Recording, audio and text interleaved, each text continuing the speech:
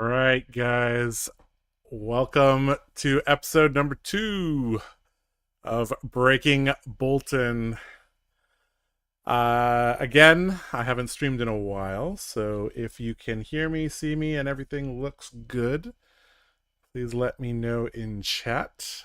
I would hate to be talking to the void.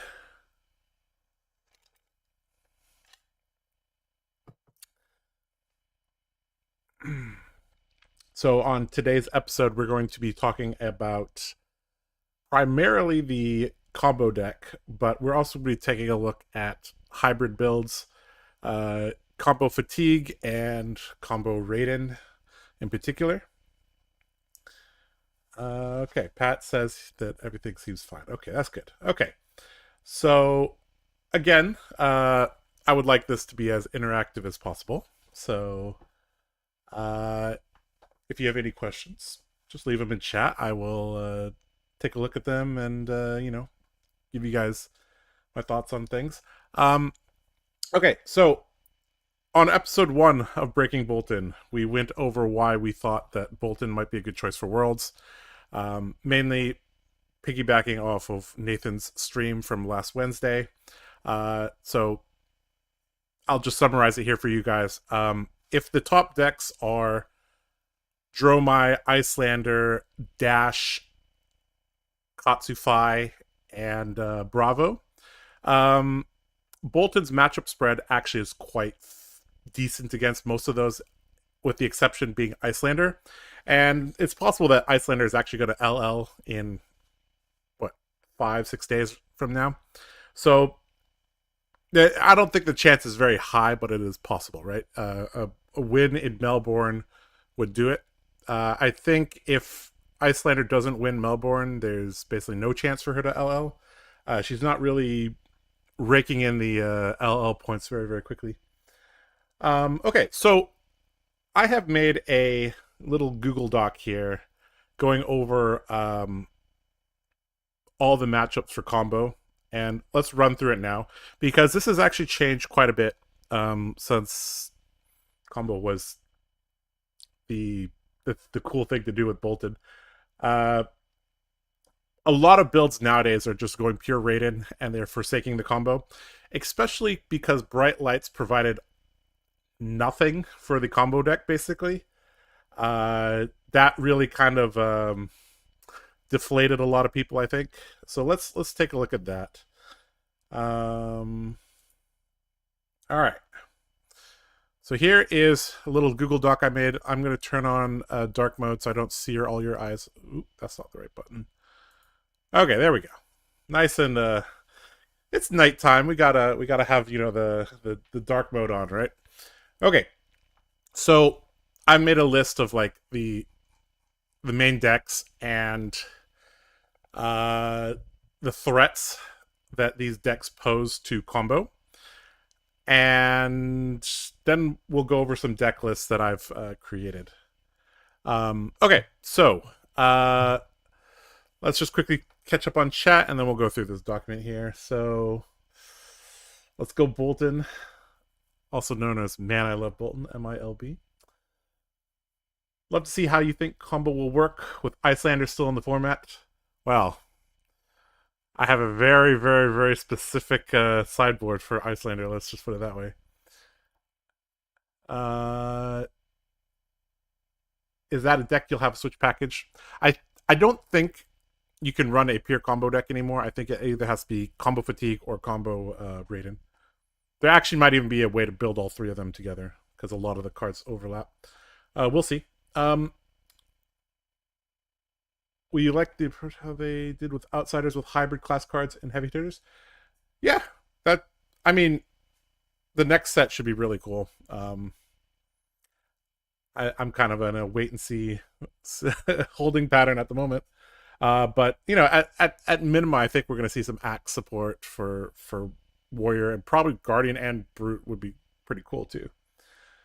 Warband presumably helps the combo deck. No, yep, that is very true. Warband does help, but that was not from Bright Lights. Okay. Oh, sorry, that was from Bright Lights. I was talking about Dusk Till Dawn was the set that deflated people because it didn't provide anything for combo. Got the sets mixed up. My bad. Okay. Yeah, Warband is important. We'll talk about that in a bit. Okay, so the number one deck going into Worlds, presumably, will be Dromi. And I've played combo against Dromi before, quite a bit. And there are several things that are kind of annoying. The first thing is that generally when you combo off against Dromi, she's going to be near full health, possibly even higher than full health because of Sigil Solace, because you're spending your whole time just clearing the board, waiting for your combo pieces. So oftentimes you're going to have to play the post-combo game, which can get kind of tricky. That's why we've put in my deck list, I put in Snatch, I put in Oath of Steel, and we're using Warband. We're really trying to high roll with a triple combo. Either double Lumina plus Oath or triple Lumina. Basically, we want to one-shot the Dromi. And there's a few deck building things that we can do to make that happen. So that's kind of the main thing. We also need some 4 power attacks because there are 4 health dragons. There are also 5 health dragons that are very, very annoying for us to deal with. So we're going to need a decent amount of 4 power things and a decent amount of poppers. And we're going to have to high roll a bit, basically. So another consideration is that we're going to have to combo fairly quickly, or Tumultai will destroy Courage of Bladehold. And if they destroy Courage of Bladehold, you basically lose. So that's a thing. Also, a lot of Dromi decks now can go very, very wide. So you have to be cognizant of if they have a card in the pitch zone and 2 cards available, they can, Furnace and then CNCU. So you have to, generally keep some cards for that threat. And that can make it hard. If they play like a dragon into CNC, it's like you generally have to protect your arsenal, and then it's hard to clear the dragon. So Dominia is also very, very annoying. If they cast it at the correct time and they take a combo piece, that can set you back several turns. And like I said, closing games can be very, very difficult against Dromi. So cards like Remembrance might be needed. We'll see. So that's kind of Dromi. In terms of like the disruption, it's really just the Majestic Dragons. But what makes that matchup hard for combo is that you kind of have to high roll them to kill them. All right, let's talk about Aelia now. So Aelia has a ton of disruption, but it is possible that she doesn't draw the disruption at the correct time. And because she is a ranger, you can always have the option of fatiguing her. I don't know if that's the correct way to go about things, because if you put no pressure on her, I think she has enough pumps to get through, but maybe she doesn't actually, because Bolton has a ridiculous amount of defense if he wants. You can literally go Warband, Courage, Bracers, Radiant Flow, and then the Shield. So you have 3, 3, 3, 2, and then 3 on the Shield. So it's like, it's 14 extra health there. It's kind of ridiculous. Anyways, so in terms of arrows, Battering Bolt is obviously very, very annoying because that'll rip the Lumen Ascensions or our starter. Red in the Ledger means we can't play multiple actions, which is obviously bad. Sleep Dart turns off our hero ability, so we can't give things go again. So these are kind of the most annoying things. They also have Seek and Destroy, which if they do Seek and Destroy into an irrelevant arrow, that's actually not that bad because we can just combo on that turn, obviously. But if we're not ready to combo yet and they land a Seek and Destroy, that can be pretty annoying because it sets us back quite a bit. Deadeye obviously rips a card from us, but ripping a single card from us is actually not as bad as it used to be because of Warband. Codex of Frailty obviously cuts the damage output of our deck by 6, or cuts the combo output by 6. Same with Lace with Frailty. Getting a Frailty token is losing 6 damage. Getting an Inertia token, similar to Seek and Destroy, can push us back several turns. Aelia lists are also running CNC, but I don't think they'll run it. They also have access to Tar Pit Trap, which, in terms of relevant things, can deny Bolt of Courage draw, can deny Engulfing Light going to Soul, can deny Snatch drawing a card. So if they run Tar Pit Trap, that can be a little bit annoying.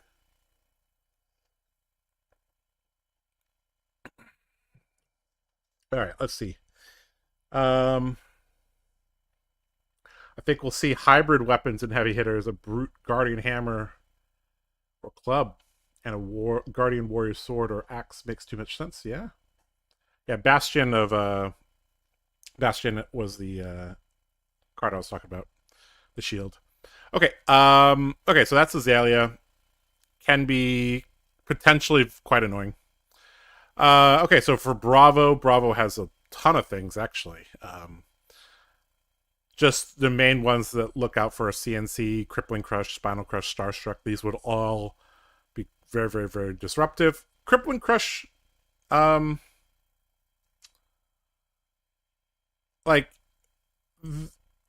they're less incentivized to launch this at us because we have the perfect amount of armor. We have exactly 5 armor plus a card from hand. We can actually stop a Crippling Crush if it's not backed up by a pummel pretty easily. Same with Spinal Crush. If they're going for these and they're not backing them up with a pump, because of Warband, we can basically just jam our armor and a card, and we're actually fine. So that's a consideration. But this is still a matchup where like Raiden actually does quite good against Bravo, so it's not like we're thrilled to try to combo them. So Bravo and Dash are the two matchups where you're like, well, I rather. So let me summarize. So Bravo and Dash, you'd actually prefer to play Raiden. Fi and Katsu, I think you prefer to play Sabers. Icelander and Aelia, you prefer to fatigue them. So it's a little bit of a weird situation, right? Because you're getting pulled in many, many directions, right? Okay, so that's Bravo there. Again, if the Bravo is more Unga Bunga, that could actually be worse. If the Bravo's built very defensively, you kind of just run them over. They're not very great at defending the combo turn either. Mainly because they have a lot of attack actions. Okay, Fi and Katsu, these are basically the same threats. They both have CNC, they both have Warmonger's Diplomacy. Fi has Breaking Point, Katsu has Dishonor. So, I mean, this is kind of just holding the armor for the right time, right? So Breaking Point is 5, we have access to 5 armor. Dishonor is 4, it's 5 with the threat of activation. So basically, if we hold our armor, we're kind of good against these. And it should be fairly obvious if they're like holding Warmongers in their arsenal. So if they're holding Warmongers in their arsenal, we kind of have to fake a combo then. That we basically would wait for a hand that has like Take, Flight, or V. And then we would say no blocks, no blocks, no blocks. And then they would play out their Warmongers. We would name War, and then we would go with our Take, Flight, or V turn, and then continue from there. Combo basically, if they're not disrupting us, they basically lose the game instantly, because these decks are complete garbage at defending the combo. And of note, you can actually go quicker against these decks than against the other decks. You literally 2 cards in Soul is all you need, and you're good to go. So that's Fi and Katsu. Okay, Icelander is a giant ass headache. So first of all, there are Frostbites, so that's not very good, right? So at minimum, you'll be taxed 1 resource on your combo turn, right? If they play Blizzard, it will be a tax of 3 resources. If they Aether Ice Vein, that will be a tax of 2. If they play Cold Snap and you have Lumina in Arsenal and you don't have Spirit of Arena out, that's going to be a 2 tax, or 1 tax if you do. They're also a deck that runs CNC. They probably won't play it against us, though. They have access to Brain Freeze, which, if they play that in response to our starter, can mess up our Lumina if it's in our hand and we don't have Spirit of Arena. CLF and Ice Eternal basically end the turn for us. So if they have CLF or Ice Eternal on the combo turn, we basically lose. And obviously, a smart Icelander player will look at the situation and decide, do they need to use Storm Striders to counter the combo? Because even though normally you would save your Storm Striders for the kill turn, combo Bolton would be running AP0, so it doesn't really matter if you're going down your Storm Striders. You could still close the game out. So if they disrupt the combo with their Storm Striders, that's probably also losing the game, right?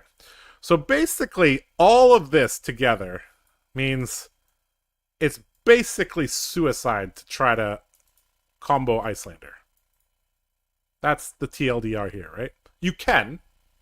You have to get ridiculously lucky, though, right? And there's so many things you have to play around. I didn't even list out Insidious Chill. That also can be really, really bad, right? So my way to approach this matchup is to fatigue them, because we have access to some very, very special tech as a light hero that is actually very, very, very effective against them. Okay, last but not least, we have Dash. Dash is actually the easiest to combo. The only disruption they really have is Pulse Wave Harpoon. And again, it becomes very, very obvious when they have Pulse Wave in hand. Or in Arsenal, sorry. So again, you have to fake a combo there to draw it out. There's a small possibility that they go like 4 T-bones twice, I guess. But that's probably not going to happen. They also are running Warmongers, but that's unlikely that they play it against us. So yeah, that's kind of the main matchups here. So this actually doesn't look very good on paper, right? Now that I summarize it all, it actually doesn't seem so great on paper, right? Yes, Cleansing Light is the tech. Okay. Okay, let's take a look at the list that I have.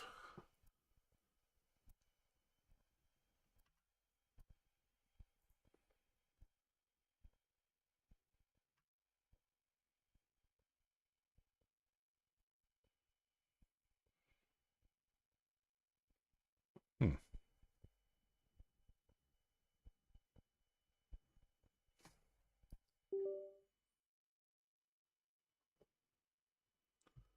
Okay.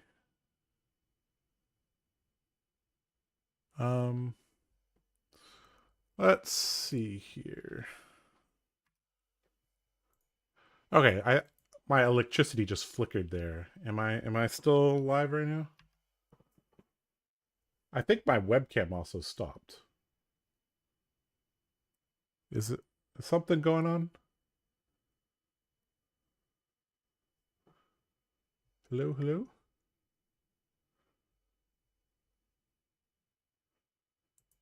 Might have to restart this. Let's see.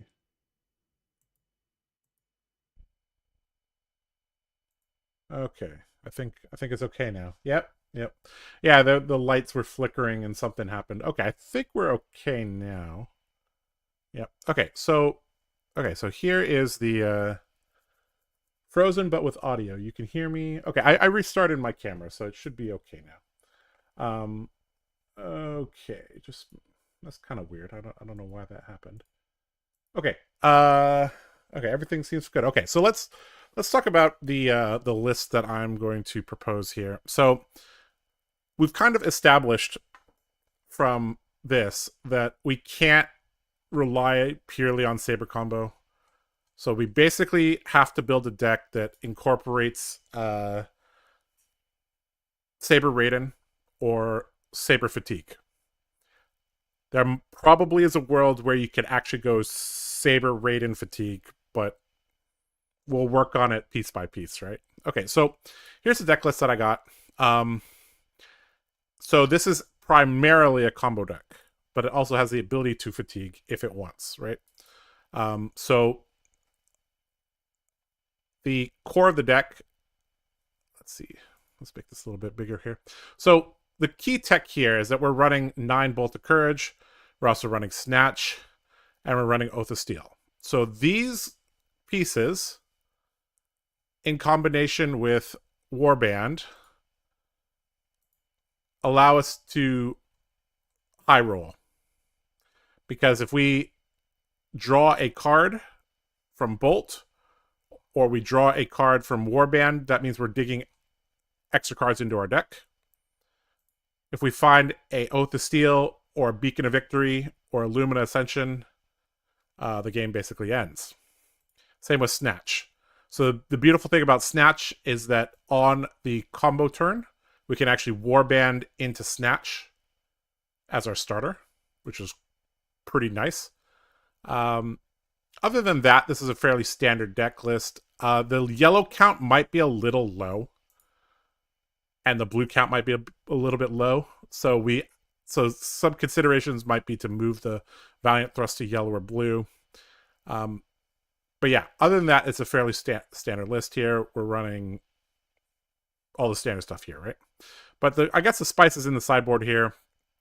So the key is that we have enough defensive cards here and blocking cards that we can fatigue Rangers if we want to. We also have the ability to play AB... what did I say? Okay, yeah, AB3. So we have Arcane Lantern, Null Rune Gloves, Null Rune Boots. AB3 with Halo and Courage against Icelander. And then we also have this card here, Cleansing Light. This basically destroys their win con 3 times. So this basically, you target Frost Hex and then they cry. Without Frost Hex having AB3 plus Spell Void 2, I don't actually think they could push enough damage without Amulet of Ice. So, so that's the theory behind it. I also thought about whether or not to run Jubil against Icelander. That is another consideration. Of course, if Icelander leaves, this opens up a lot of possibilities because you see how many like slots we're dedicating to Icelander. But anyways, we also have a couple poppers here just to improve our Dromi matchup. We have a copy of United We Stand. I've quite liked this card. It's decent. If you ever block with it, you could put a Courage token into play. And then you basically, once you're set up, you basically would just use the Courage token on your combo turn, which I think is quite nice.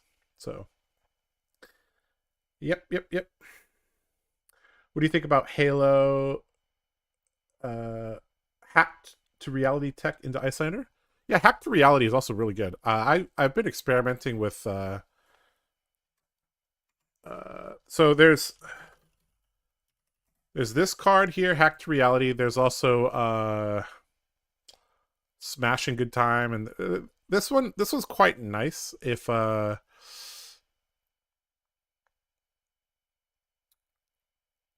issue is that this against Icelander is going to get disrupted. This is actually very useful if you're using the Decimator Axe style. So you can run Nourishing Emptiness and Hack to Reality and just remembrance them and just destroy all their Frost Hexes. Because the Decimator Great Axe Bolton would not be running any attack action cards, right? Except Nourishing Emptiness. So you keep coming in for Nourishing for 8, and they're just so sad. Yeah. Okay. So that's a consideration. So whether or not this works in reality, I don't actually know. But in theory, with AB3 and removing the Frost Hexes from their deck and having Spell Void 2 to block the red Aether Ice Veins probably is enough. There might be a world where we actually need to run AB3 Halo plus Jubil, but we could also run Oasis Respite in the sideboard, but we're really, really stretched thin here on our cards. This is already 80, so... but you know what will not be stretched thin if you play this deck is the budget. This deck is so cheap. Oh my god. Courage of Blade Hold. Warband of Bolana. Some Celestial Cataclysms and Soul Shields because of Prism. Spirit of Arena. The rest of the deck is dirt cheap. $130. $130. And they say Fab is expensive. No, it's not. Okay, so this is what I'm leaning towards practicing tonight. Whether or not this is a good idea, we will find out. Okay, let's see here. Let's take a look at the chat. If you only have 15 blues, I'm not sure Icelander needs to Frost Hex you. Yeah, that's the thing I'm concerned about. Is I have 15 blues. I mean, technically these are blues, but you have to play them out. So it's like, with this amount of blues, do you even want AB3? Like, maybe AB2 is enough? I don't actually know. I'm not exactly sure what to do.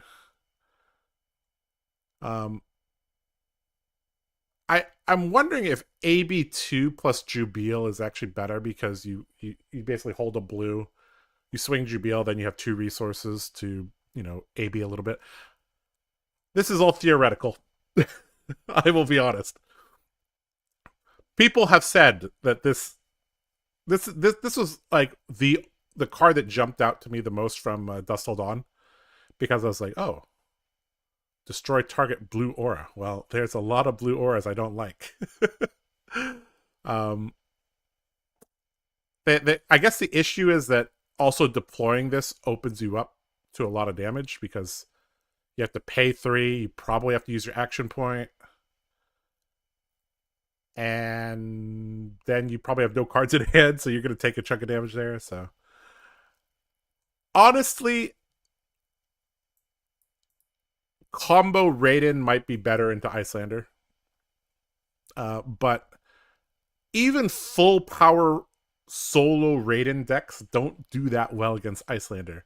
A watered down combo Raiden deck probably is gonna struggle. So we'll see. All right. Let's see here.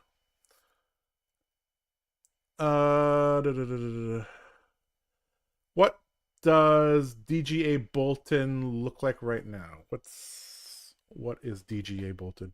Decimator Great X Bolton? Decimator Great X Bolton is basically a hard fatigue deck. Basically running every defensive card that you have. You probably giving up the Dromi matchup just automatically, though. So that may not be the best idea. Bolton needs another $15 legendary. You're right. That's what he needs. He needs let's see. He needs a maybe some new boots would do it. You never know.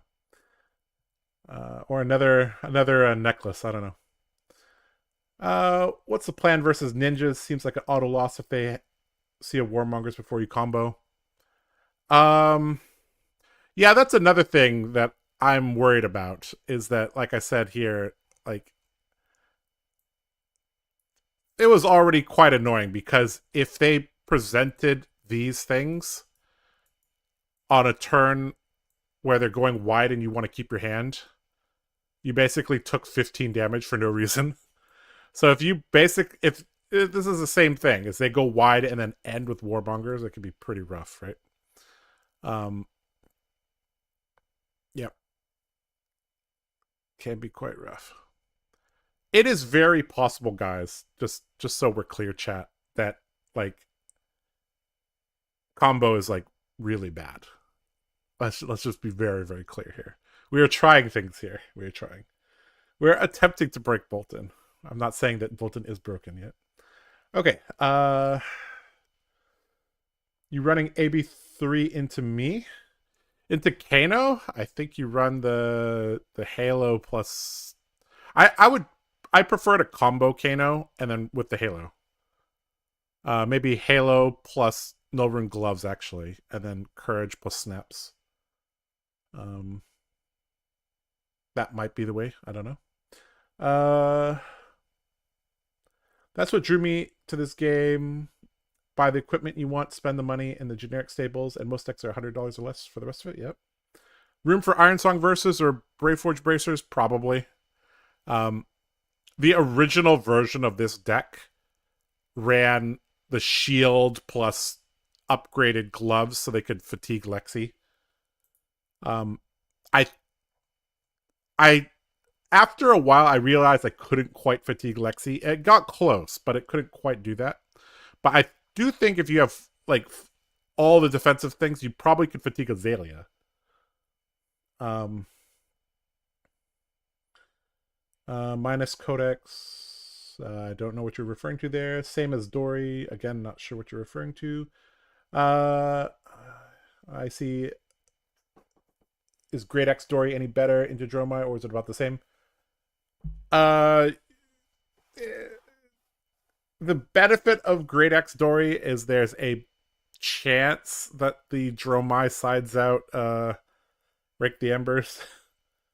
Although I think that's a mistake, honestly. No, you're talking yourself out of it. Wow. I'm gonna give it my as a good a try. Don't worry. When I tried Cleansing Light, it worked fine against Arcane Icelander, but failed pretty miserably against Bullander. Yeah, so let's think about the turn cycle, right? So if Icelander realizes that their health pool is a resource, they basically will keep a 5-card hand whenever they want to, and then they can. Well, you would. Let's see. They would send a Wounded Bullet. You'd have to block with 2 cards, and then they probably can push damage on your turn. I guess I don't know. I again, this is something I have to try. I have as soon as Icelander became very popular, I didn't play much Bolton because that was ridiculously imbalanced. It still is very bad for Bolton, but I was basically playing Dory ever since Icelander became a thing. Okay, so I'm a lot of this is theoretical, right? Oh, hey, my favorite show. Oh, well, I'm glad you're here, and I'm glad the 58 other people with you are here as well. Thanks for spending your Halloween with me. No attack reacts. Interesting. Just got here. What's the reason behind that? Bolton actually doesn't need attack reacts. Generally, so in the combo deck, you obviously are running Beacon. Sometimes I ran Courageous Steel Hands. Sometimes I ran Route. The 1-cost one, I think it's called Resounding. Is it called Resounding Courage? Which one was that? Yeah, Resounding Courage. This one was also okay as well. Just never really needed attack reactions. It was just against Oldham, you did want some attack reactions, but against the current field, I don't know if you need attack reactions. You basically, if you combo off, you probably could kill them with V or Beacon of Victory. All right, I'm going to try to turn my lights back on. Hopefully nothing breaks. Okay. Let's see here. Just opened a cold foiled warband. I'm taking that as a sign to build him. Yeah, I opened a gold foil gallantry gold, and I took that as a sign. This has been the result of my last 2 weekends, guys. I played 3 draft PQs and got there 3 times. That's so. But unfortunately, this weekend I'm gonna have to play CC, guys. One more weekend, and then we rid of Lexi at least. Okay, what did you miss? Well, TLDR, I talked about this. I went over, why I the threats to combo Bolton from the top decks at Worlds. So I went over why things are hard with Dromi, what threats Aelia has, what threats Bravo has, what threats Ninja has. I went over why Icelander is the most annoying thing ever for a yellow base deck, and then Dash as well. I took explained a little bit about this deck list here. Okay, I'm gonna make this deck list public, and then I'm gonna post this in the chat. So if you want to look at it, you can. Here you guys go. And there you go. Okay, is there a viable Bolton combo build that looks like Kasai now that you could warband on your combo turn? Not sure what you're talking about. I mean, the combo deck with Bolton is reliant on double Lumina at the minimum because Kasai can get away with single blood on her hands because it's Blitz, and Gallantry Gold into blood on her hands does 16 damage, right? So, but that's not enough damage in CC, right? You need Luminas to do that. Okay. I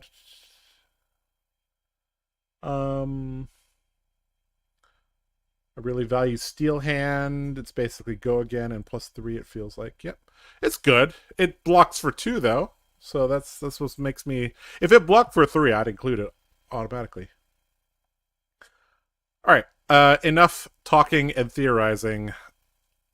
The best place to figure out whether or not this works is to play some games, and we will get a feel for it very, very quickly, I think.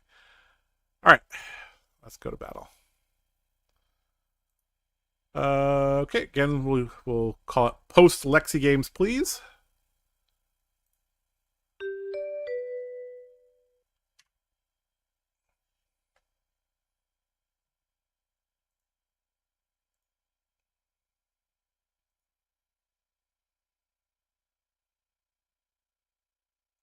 I don't know why these are here. I didn't make it yet. Oh, I copied it from my from a previous deck list. Okay, that is why.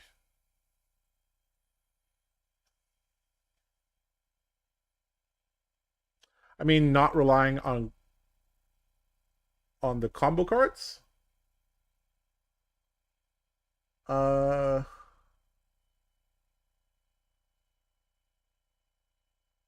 oh, relying on charge cards. Oh, you could, but the issue is that why would you not have light cards then, right? If you're running light, I get there probably is one, but it's like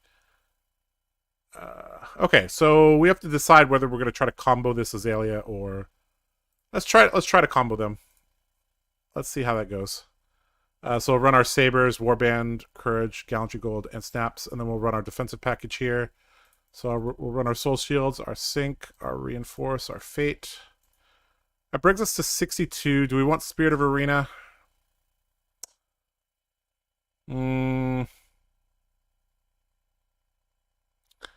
Yeah. Yes, we can run Spirit. All right. We're at 63. Is there any cards we want to take out? We actually probably don't need all these blues here. The weakest one, I guess, is the Take Flight. We don't really want to pay 1 for that. So let's just take out those. Okay. So we're run a clean 60 here. All right. Okay. Off to battle we go. Sandscour Great Bow here.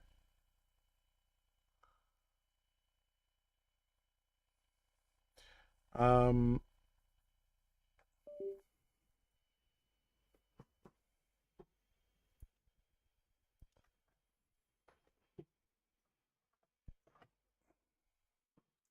I think my camera froze again. Let's see.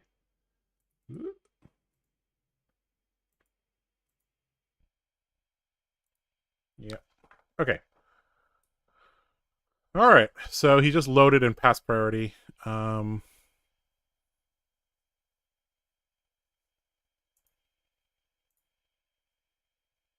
hmm. All right. So I think we're just going to V and single charge here and then put Beacon into Arsenal. We could double charge as well. I think that's also decent. But let's just single charge here.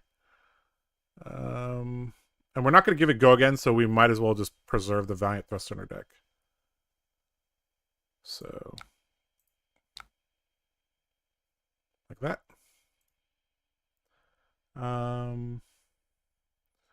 Yeah, they probably were ready for fatigue. Yeah. Okay. For some reason, my audio on my desktop's not playing. Let's see here.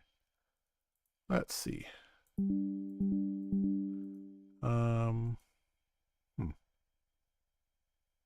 That's weird.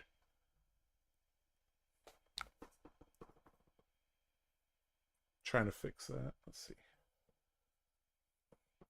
All right, so just taking 4. That's fine. We'll arsenal the beacon.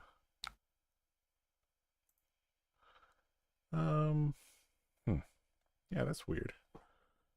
Okay, let's change the sound thing to maybe here. And change this to Realtek audio. Okay. Is it working now? Let's see. Okay, there we go. Yep, okay. There we go. Okay, now the Tasha sounds are working. Okay. All right, Lace with Inertia.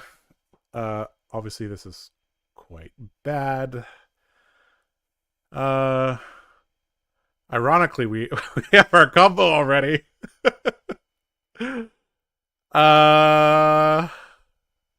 But it's 2 beacons, so we actually can't go here.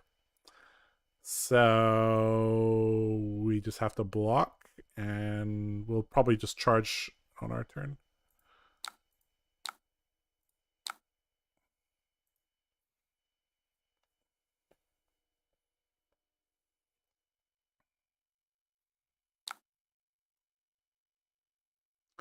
So I guess the reason why Aelia is like running around with extra cards here and Quiver is because it's not uncommon for Dorinthia and Bolton to be running around with the Decimator Great Axe.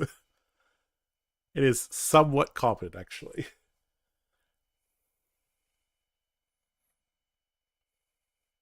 And I think the next set is just going to exasperate that because it's like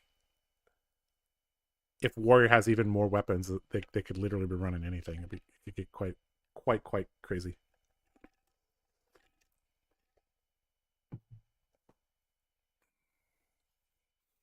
All right, Sedation Shot. Yeah, this is not a card we want to see.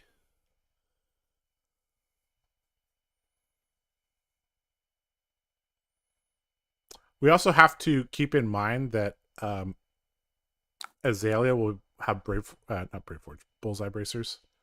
So, yeah. All right. Well, unfortunately, we didn't get to really do anything on our turn, but that's fine. What we really want to draw here is like a Soul Shield would be good, because that allows us to charge on our opponent's turn. Because we have a beacon in Arsenal, we really do need a... yeah. Okay, so Lace with Frailty, this doesn't matter so much. Obviously, the reload does matter here because they can activate the Great Bow to, you know, give this Dominate and then Aelia switch it. So we don't really want this to hit. I mean, if...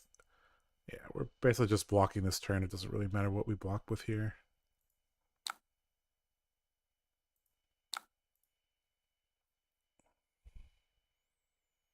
There's a small chance we actually get to play this, but we'll see. Okay. Okay, Command and Conquer is pretty annoying.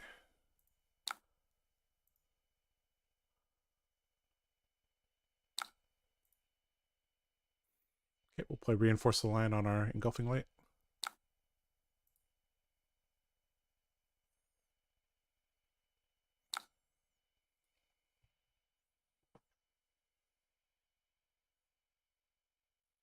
Which Valiant Thrust was functional while defending? Being able to turn that into a popper with Resolve would feel so nice. Yep, that would be great.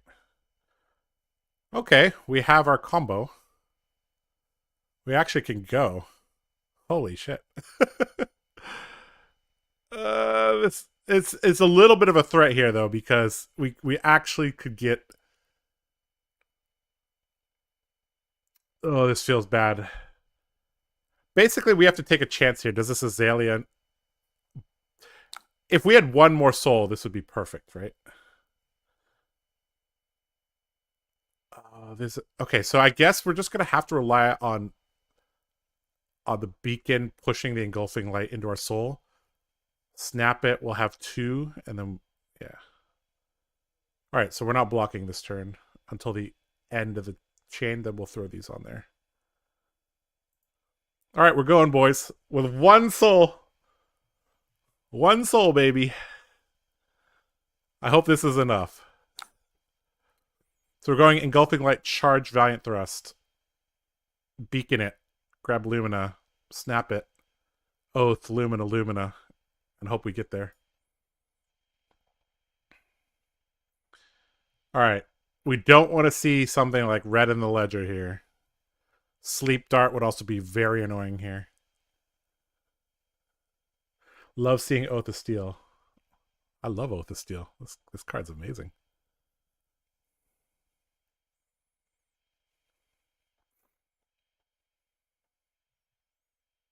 All right. Oh no, Sleep Dart. Okay, so we can still double Lumina combo here. It's still okay. We also possibly made a mistake here because if we had actually an extra armor here, this might be okay.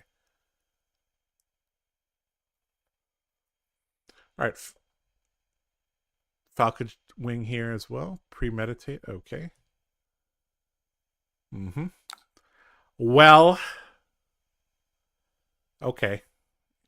This Aelia is no fun. So we basically probably are triple blocking here and holding the Lumina for next turn. Is that what we're doing? Yeah, and then we'll throw our armor at the other piece.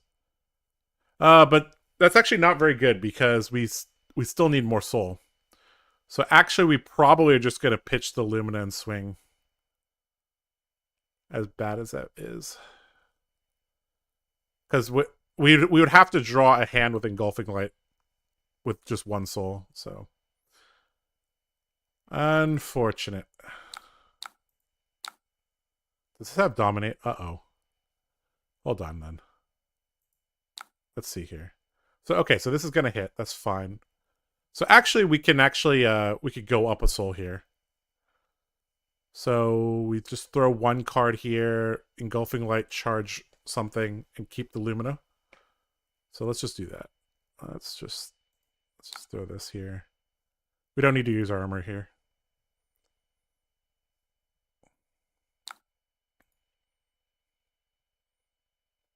He might hold the Falcon Wing, actually. We'll see. Yep, looks like he is. Yep. Okay. So we're just going to Engulfing Light, charge the Valiant Thrust here.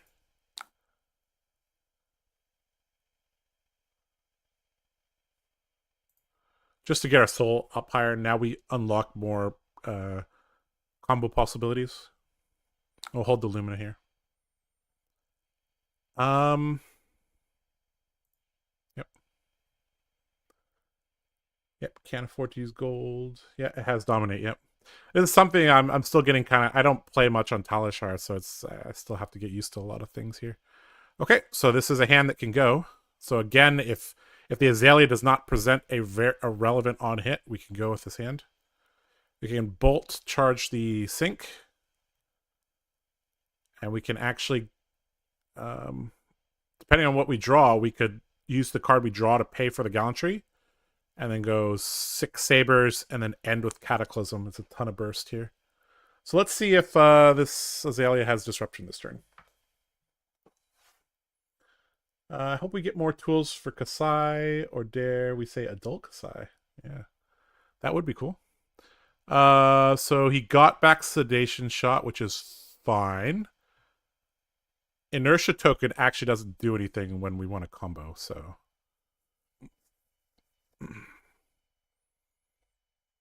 This is actually not the correct arrow to get. He should have got a Sleep Dart here. So this has go again. Still has access to the bow, so there could be a third arrow here into the Sedation Shot. So we'll save our armor for the possibility of that. So we'll let this hit. It's fine. Take 2. Did he already Aelia? Looks like he did already Aelia. Okay.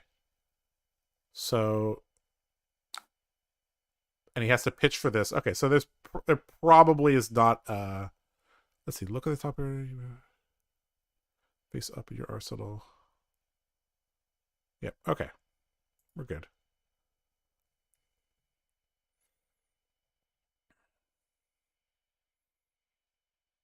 Okay, so if he pitches here, yep. Okay, so now we can just throw our armor here. We can combo.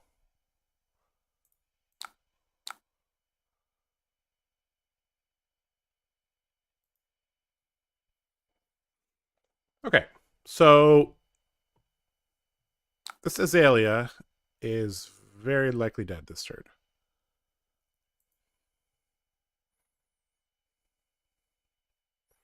So we do have to use a Cataclysm here at the end.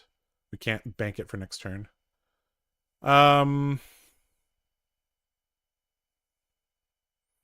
there any point in doing this? No. All right, so we'll go with our bolt charge sink below. And this is pretty good with beacon here. So we're going to beacon here for 1. Okay, if he has Tar Pit Trapper, we'll be sad here, but if he has it, he has it. Okay, we'll pass party, resolve the beacon, grab Lumina. I like how Talishar, they just put the Luminas here. They're like, we know you want to grab these. Just go grab them. They put all the things that I want up here. We'll grab Lumina here. The question is, do we use our Snaps or our Soul to give this go again? If we go down to 2, could we get Soul Starved? Very, very unlikely, right? I guess he has possibly enough armor, so we'll snap it here. This also could give us the soul we need for the Cataclysm here, so... Alright, let's see what we draw with Bolt of Courage here. Of course, if we draw a Lumina Beacon or Oath of Steel, the game is over.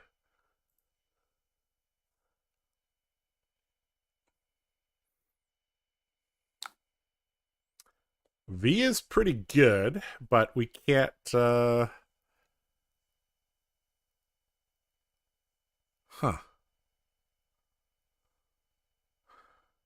Yeah. Well, is what it is. Okay, we'll break Courage. So we're going to just put the V back into our deck because we have the Inertia Token. We can't even keep it in our hand, right? Put all cards from your hand. Yep, so we have to use it or lose it here. Alright, so we'll pitch for V here. Okay, double Lumina.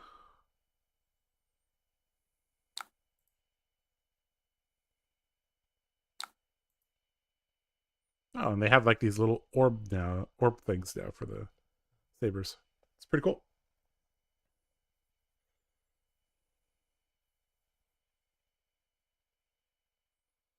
Well, the reason why I was thinking about using the soul there is because keeping snaps for next turn would be good, right? But the thing is, the Aelia is likely dead here because this is 30 damage into 7 more. So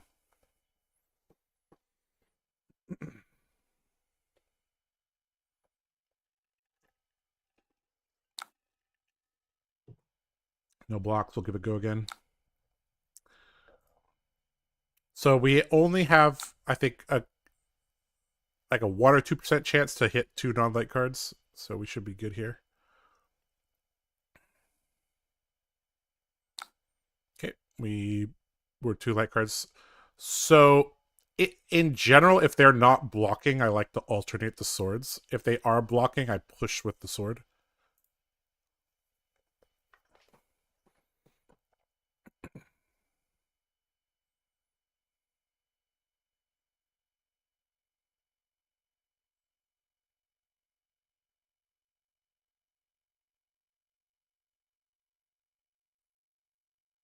Melting point. So yeah, there was a possibility I got full starve there because he could block with this plus his equipment, block with 2 cards, and then block with a card plus his equipment. The combo actually would have fizzled. So using snaps there was correct. That comes from a lot of experience. Let's just put it that way. Basically, whether on your combo turn using your soul or snapdragons, you have to like calculate the chance that they have the ability to starve your soul. Okay, so we attack twice. We'll attack again here.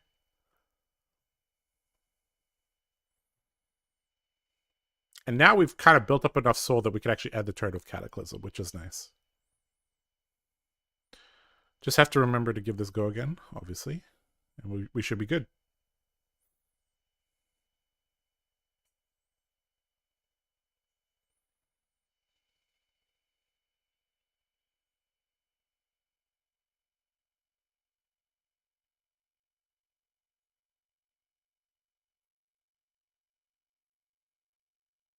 Wonder what this Aelia is thinking about. There's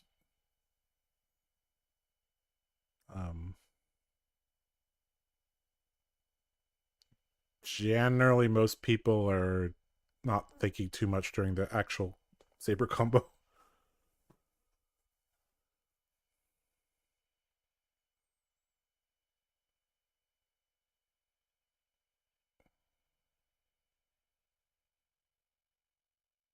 Okay, so blocking here is incorrect because it buffs up my weapon.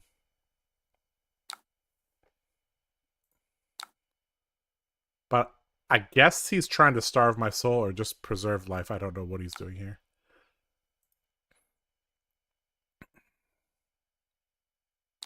So now that he's buffed this sword, I push again with the left sword. So now it's 6 or 8 instead of 5 or 7.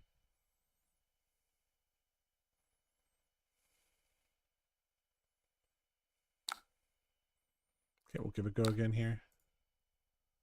It's possible this Aelia has not played this matchup before because Saber Bolton is very, very, very rare. Bolton is very, very rare. Saber Bolton nowadays is extremely rare. Okay, so hopefully we get 2 light cards here into Soul.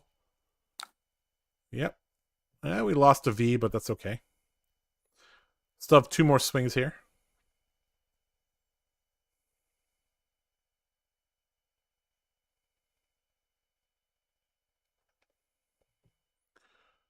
So even if we don't draw a great hand, we can still get bailed out by a warband, so that's quite nice actually.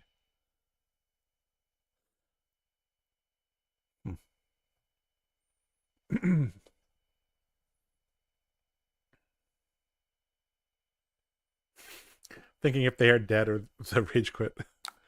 Could be. Alright, so we'll give this go again.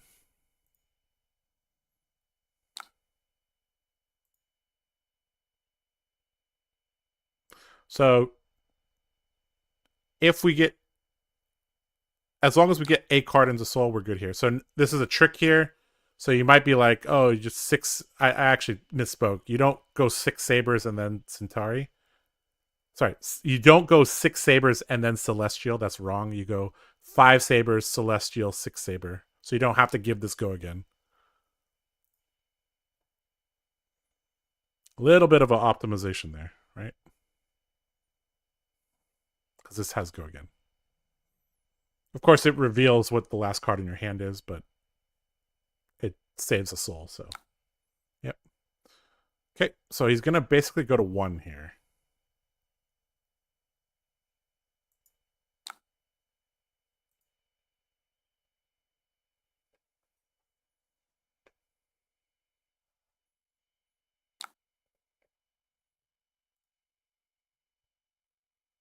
Okay.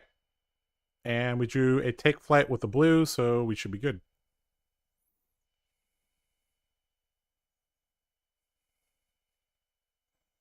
So we could go take flight, charge this reinforce.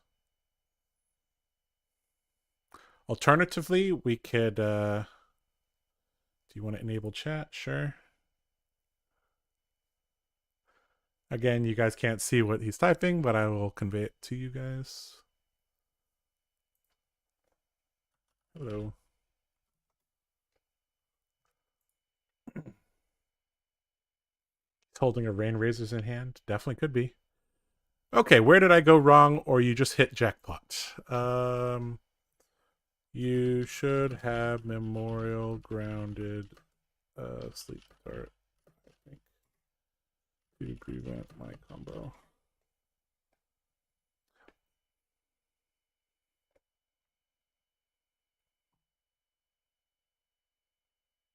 Yep, he had the same thoughts. Mm-hmm. So he kind of so this is where you can kind of get your advantages as Bolton here, where it's like if they haven't played this matchup or watched this matchup be played, you can make mistakes like that. Yep. Well, guess that one's on me, he says. Yep. It's gonna play knock and gonna do something. Immobilizing shot. Can't play more than one attack action and one non-attack, so that doesn't matter. Mm-hmm.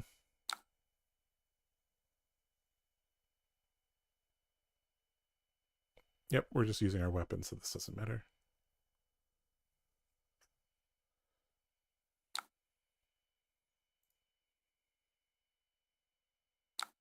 All right, take flight, pitch the blue, charge the bolt. We'll put the reinforce in arsenal, just in case something.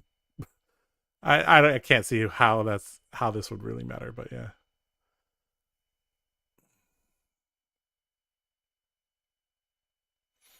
Yep. So this is at 1. This is a nightmare to block for him. The sabers are also nightmares to block.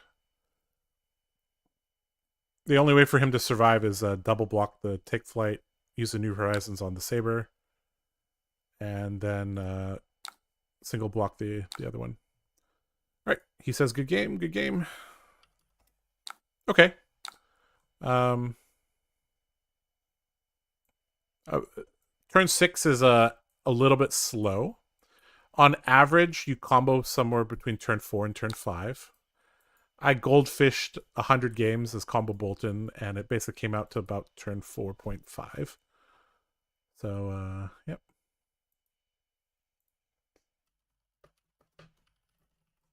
Okay, so he says, good luck in the next season. Yep. All right, well, thank you, Danny. Good night. Okay, we will go back to here. All right, let's catch up on chat and show the deck list here. Okay, so again, this is the deck list we're using. Couple things I'm a little unsure about: the yellow count and the blue count. So the yellow count is not quite high enough to really consistently use Beaming Bravado and consistently use Warband, because they both stipulate if a yellow card is charged this way. So that's, a little bit of an issue.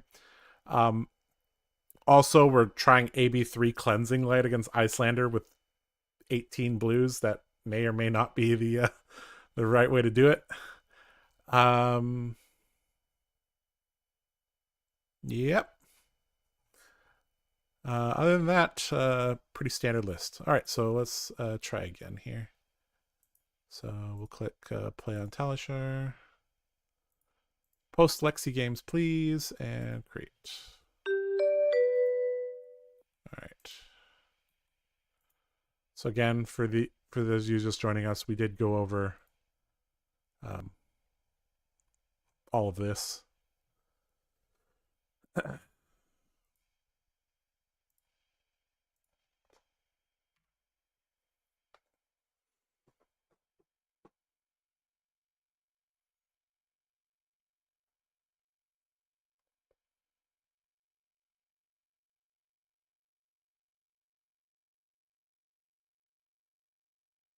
By the way, the shields for Warrior, I really like the idea of them, but are they ever worth playing? Yes, they are.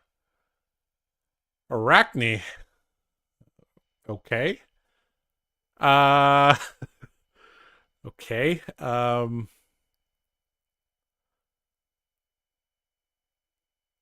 I supposed to go first or second against Arakni?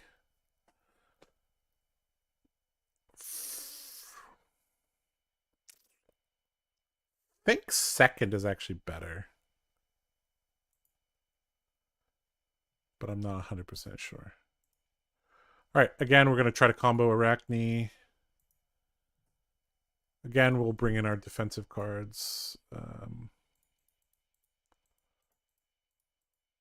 we'll see how it goes. Again, we'll take out our take flights, blue take flights, because we don't really need them. And blue take flight is not a very good starter. So, okay.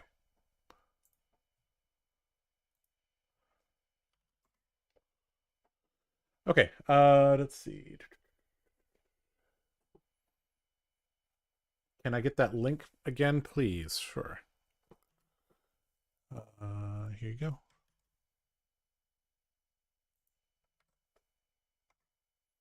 Play Royal Bolton. Let me sideboard that Regicide in. Hello, played empty.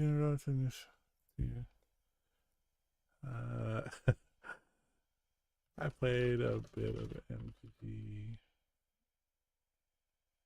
but that is fine.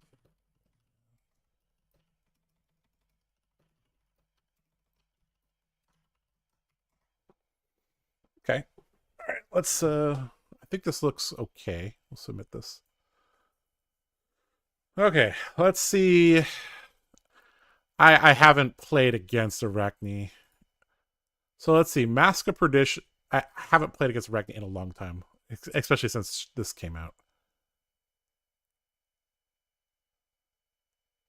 Okay, so we have on hit, banish a card from my deck. On hit, go again. On hit, -1. And they can all be bought back with 2 silver. Okay. He has a Spider Bite against my attack actions. He has an Obito class against my non-attack actions. Okay. Also have to be very careful of Shred. So we basically can't stick the Courage of Bladehold in front of anything until we're really sure about this. So, attack reactions we have to keep track of. We have Cut to the Chase, Shred, Razor's Edge, Spike with whatever is also good. Okay. I think we let this hit and then see what he does. Because we do have a non-attack action in our hand, which is not too bad. If he goes with the Orbital class, then we can defend with something.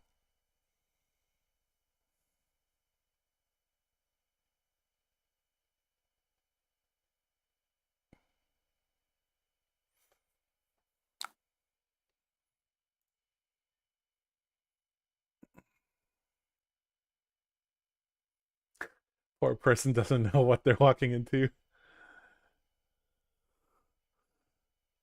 Okay, we got an Eradicate. This is very strong against our deck because we have a lot of yellow cards here.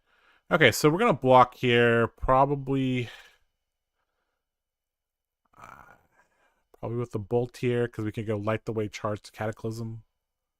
And if it somehow hits, we can maybe Saber. So we actually don't really want any of the cards in our hand. So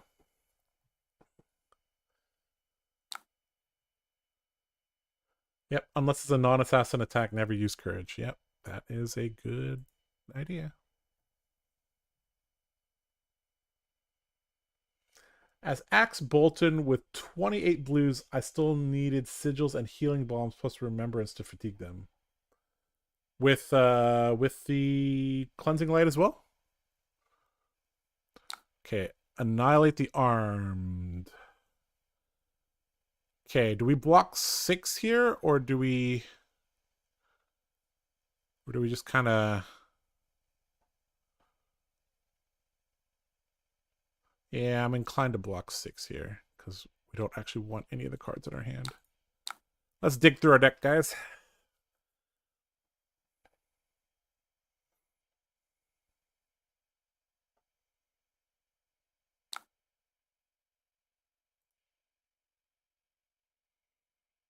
All right, so if we can get a take flight here, D-react would be nice. Okay, well, looks like... okay. Well, we kind of drew the perfect hand here. So we'll take flight into Illuminate, most likely. So which card do we want to preserve in our deck? Doesn't really matter. I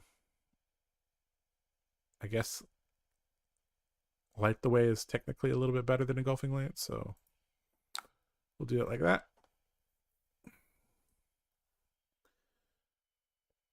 So this is let me talk a little bit about first and second as Bolton, combo Bolton. So this is something I've kind of realized over time is that if you go second, they basically have to take damage somewhere to regain tempo. So that normally means they're going to be like 34, 35 health. And that's a massive difference from 40, right? You really want to get them to about 30 health before you combo, because it makes it much easier to close the game. Okay, so they're going to block with Mask of Perdition here. Okay. Kind of indicating that they want to use this next turn.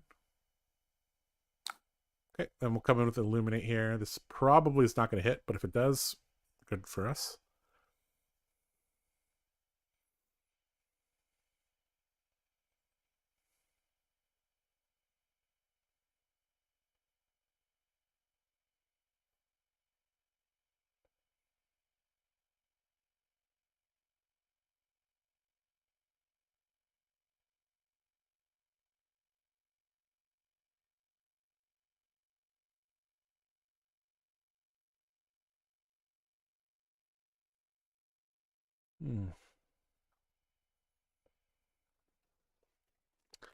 All right, guys. I got a fortune cookie from the Chinese place today. Let's see what the fortune cookie says.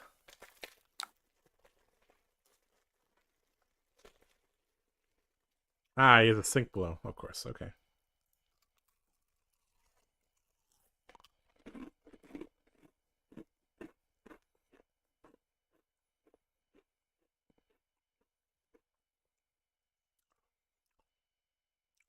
Don't be over self-confident with your first impressions on others. Don't be over self-confident with your first impressions on others.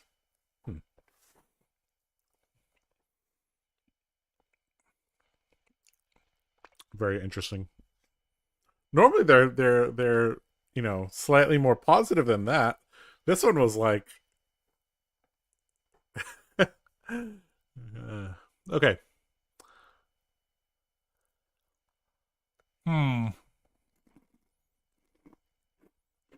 Oh no. Well, Spider's Bite, Pitch Plague have rolled inertia when we drew a combo piece, okay? All right. Be that way. We'll take one.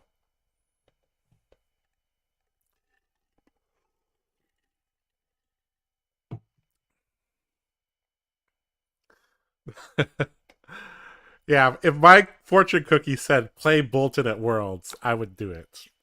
I would also be suspicious how that got there. Fortune cookie says, "Don't be so confident Bolton is bad." Oh, oop, forgot the past reactions there. Okay, so we have the Spider's Bite poison on us now. Annihilate the Armed here. Gonna be kind of annoying. We're gonna have to block with 2 cards here. Our Beacon plus an attack action here. We could go. Literally doesn't matter what we do here. I think Illuminate's a little bit higher damage output. Okay, so we'll go with this. One floating here. He pitched a shred, indicating this is probably an attack reaction as well. Yeah.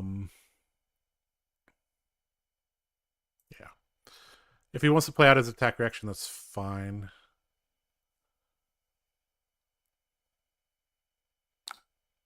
Okay, looks like no.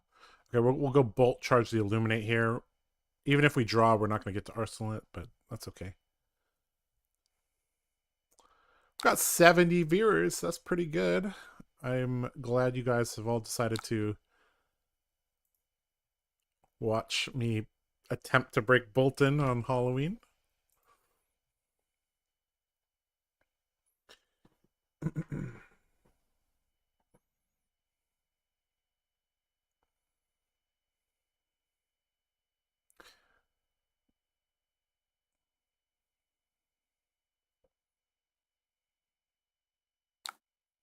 Okay, it looks like he's going to let it hit.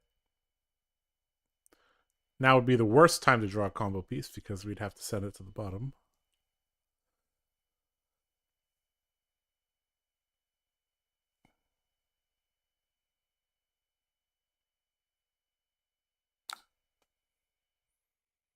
Frailty Trap.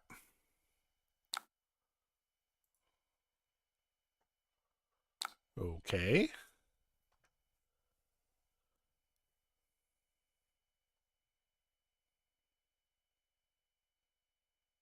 We're going to have to be quite patient, I think, in this matchup. But not too patient because we're going to run out of deck. I'm already down quite a few cards here. How did we get an inertia? Plague Hive rolled a inertia token. All right, pitching Surgical here. Okay, so what do we want on our turn? Do we just want to snatch on our turn? If we let this hit, we can't really defend very well against what's coming.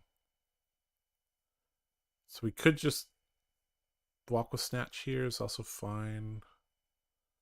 Not really loving any of the plays here. I think I'll block with Bolt here and then 2-card block whatever else is coming.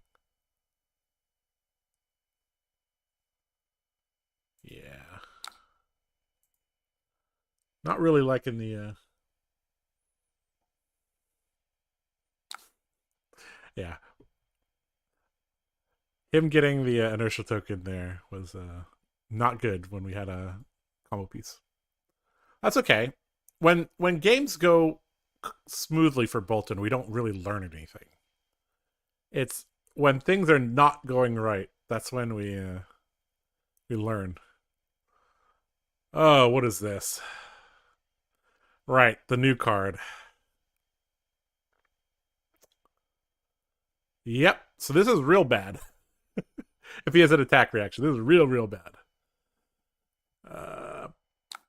Yep.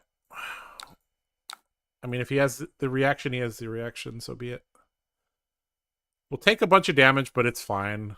Like, Arakni's not going to race us down.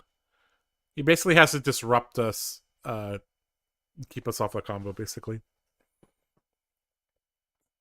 So I'm expecting some type of attack reaction here.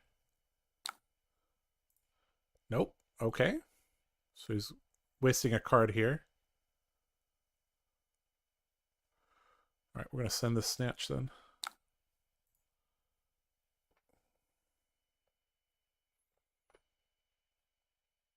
Very likely the opponent blocks with the boots. Or he has another sink below. Yep. A fairly defensive deck here, and he's showing that he's playing Frailty Trap.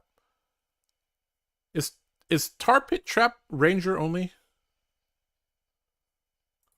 I forget. That's a really relevant one against us.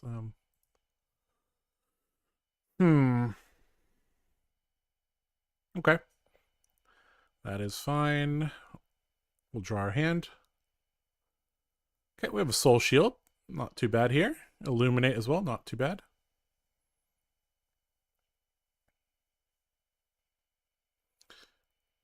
Pat says yes, it is.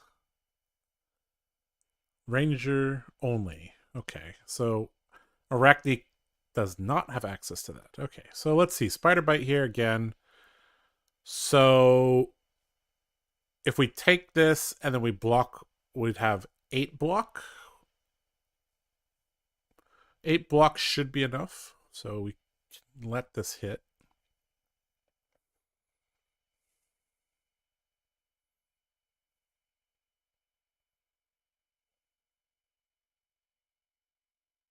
Yeah, if Tar Pit was Assassin and Ranger Assassin, then yeah. That would be quite good.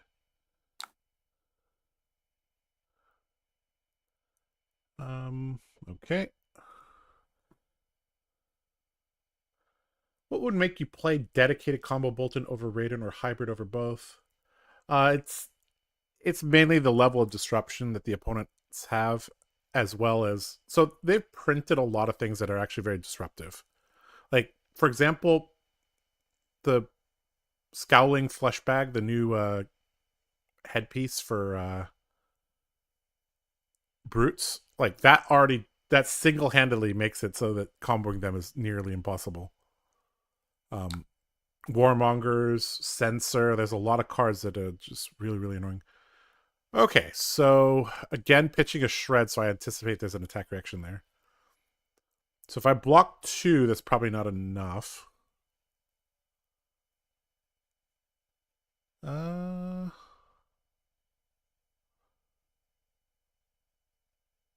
Well, Soul Shield, save me, please.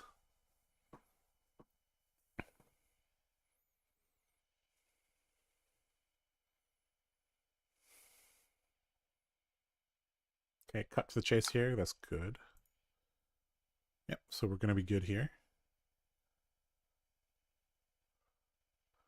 Let's say there's another one. Then we're not good. Okay.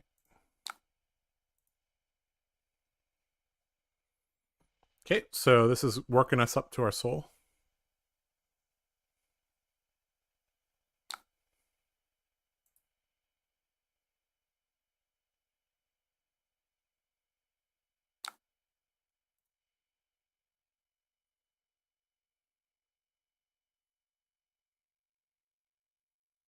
Okay, launching Illuminate back at him.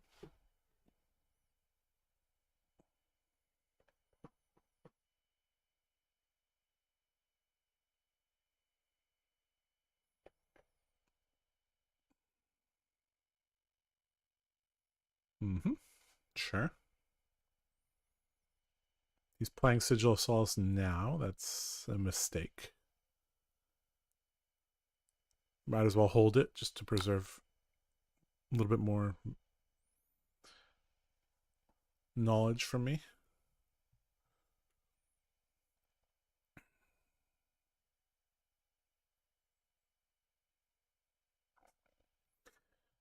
Depending on how this game goes, we might actually have to set up a triple combo here against this Arakni. A double combo may not kill him. It's looking like. Very defensive Arakni deck here. This actually, the more I think about it, this could be a fatigue Arakni deck. So we're going to have to be very careful here. So we're definitely going to want to sink one of these Vs back into our deck. But then our hand is real garbage. Alternatively, we could put the V into the arsenal. Try to go for a big V turn. I think we let this hit and see what we can do here.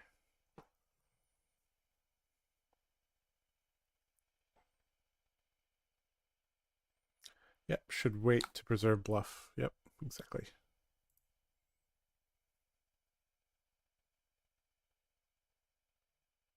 Is there a different way to play Arakni besides fatigue? You're right. Oh, no.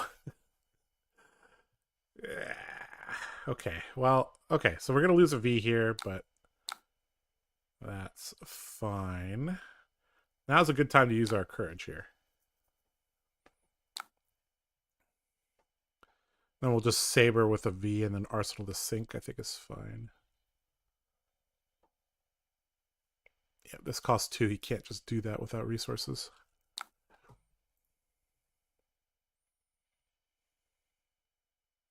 Did you side out Spirit of Arena? I have it in the deck list. Or I have it in the deck.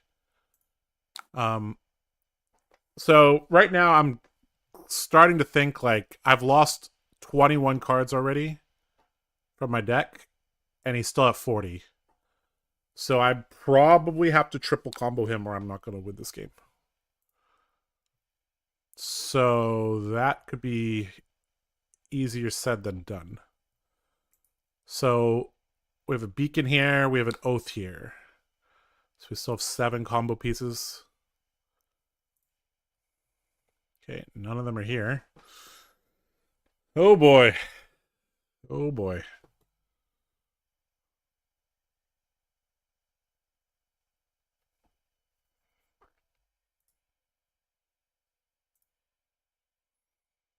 Surgical Raw? Nope, Spider's Bite into Surgical. Okay, that's what's happening here.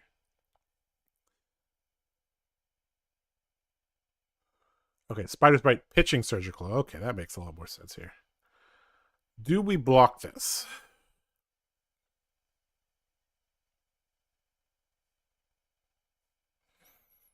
With the Sink Blow here, I don't think we do.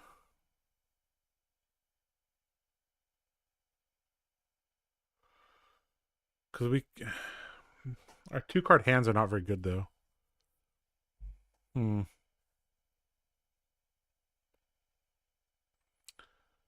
This is rather annoying.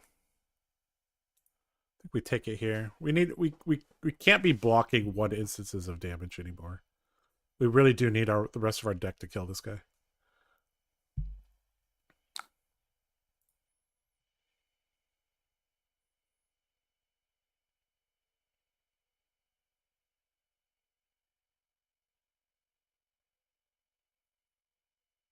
Yeah, I just wanted to get value from this courage when I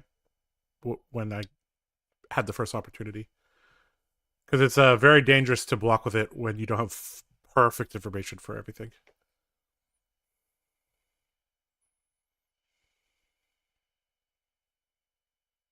Already dead. Okay. Do we 6 block this?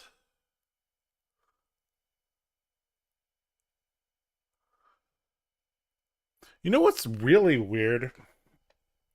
He hasn't hit me once, but I've already like lost so much of my deck.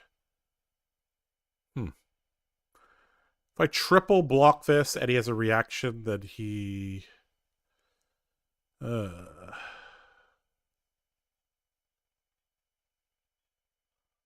think if I triple block this, he has a reaction. I could sink something, try to draw a combo piece.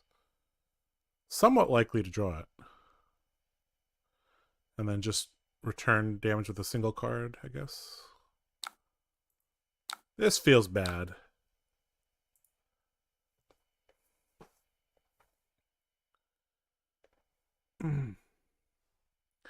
I've disliked this matchup as Bolton. Arakni will keep using the contract to push them down to the bottom. And deny combo. Oh, you're right. I forgot that. He's been looking at the top of my deck a lot. Well, not a lot, but... Oh, actually, you're right. That's something I completely forgot about. Yeah, that's happened like 5 times already. Okay, so he's going to shred. That's fine.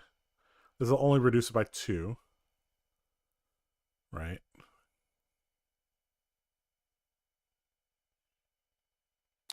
Did he leave the card on the top? Arakni sunk the top card, resolving the playability of Already Dead. So he's sunk the top card down. Do I even sink this? I think I do, right? To just try to get a different card in hand. Alright. It's just you blocking out attacks runs you low on deck. You have been to... Yep. Yep. Sync this. Hey, we found a combo piece. Great. Perfect. Look at that.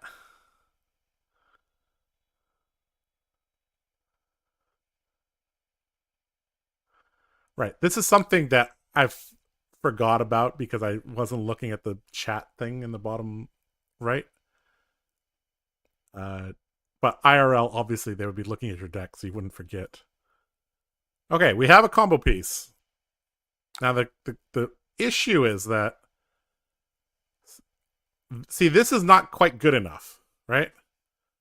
This is not quite good enough, and we don't have a yellow here to use Warband. So we might just have to be in a holding pattern here. I think if we go for the combo here, we're just gonna lose. Ooh.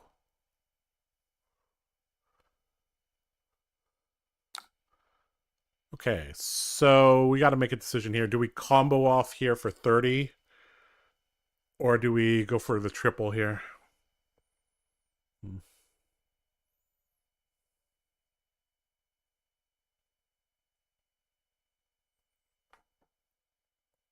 Yeah, Shriek Razors might have been better there. I agree.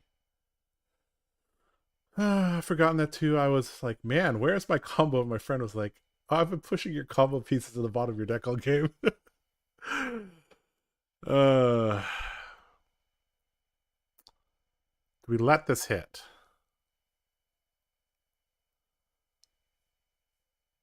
Ugh. This is such a feels bad. Okay, I think we have to go for the triple combo, guys. I don't think we win with a double combo. We're going to need to at least get multiple looks with Warband or Bolt of Courage or Snatch or something. Yeah. Yeah, stick to your guns. I don't think 30 kills him yet. I agree. This is going to be rough though, because when you basically are holding a card, you're basically playing with 3 intellect, and it becomes very obvious what you're trying to do. So, all right, let's see here. And these spider bites basically rip my hand apart pretty badly too.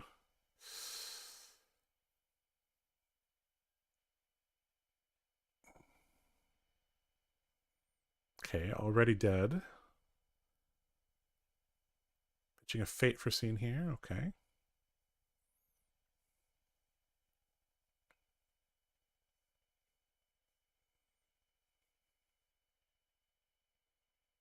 All right, so we're just going to double block the engulfings here and then reinforce. Yeah.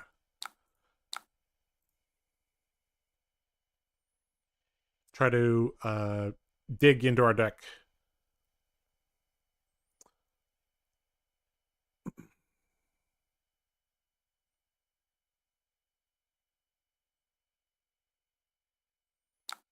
Okay, black tech. Sure, let that resolve. So, of note, black tech says it has to hit. That's why bolters are better than... bolters and snaps are better than whispers here. Okay, so we'll reinforce here on our engulfing light.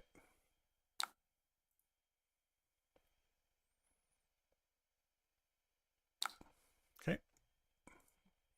So he won't get his action point here. He doesn't even have any silver as well, so he's kind of...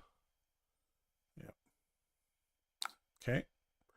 So, is there an argument to swing here? No, there's not. Okay. Okay, this is okay. This is a chance at a triple combo. This might be just enough. This might just be just good enough.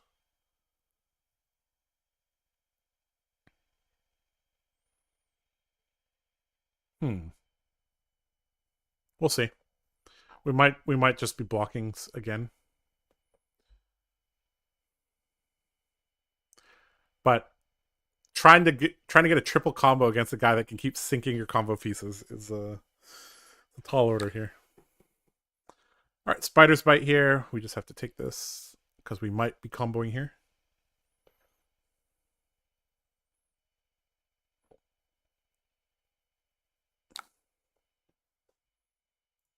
Yep.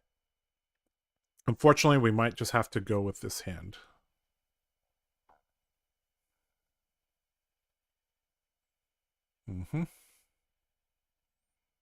Yep. Okay, so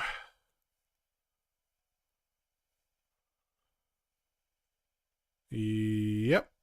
I think we're just hoping we get something off the bolt, I guess. We don't have a yellow to use Warband on. Is there a reason to use this now? It could get shredded here if I block with it. Is there a chance I use it next turn? Let's see. If I draw a yellow, I could light the way. Yeah, so if I draw a yellow with Bolt of Courage, I might use Warband. Right? Because I have a blue. And the blue can pay for the Warband. Okay, so there is a chance I use Warband, so I will run this into a possible shred here. Because Warband will give us another look at... so Bolt plus Warband is going to give us 2 looks at a triple combo here. Alright, so we'll block like that. Of course, if he shreds Gallantry Gold is fine because it's battle worn. Okay, looks like no shred here. This is going to hit, though. Ah! No! Are you serious? Are you serious? Guys, we had the triple combo on top. And it... Alright. Alright. Well, that's okay. The next card could be a combo piece, too. Oh, my God. Jesus. Ah, okay. All right. Moving on.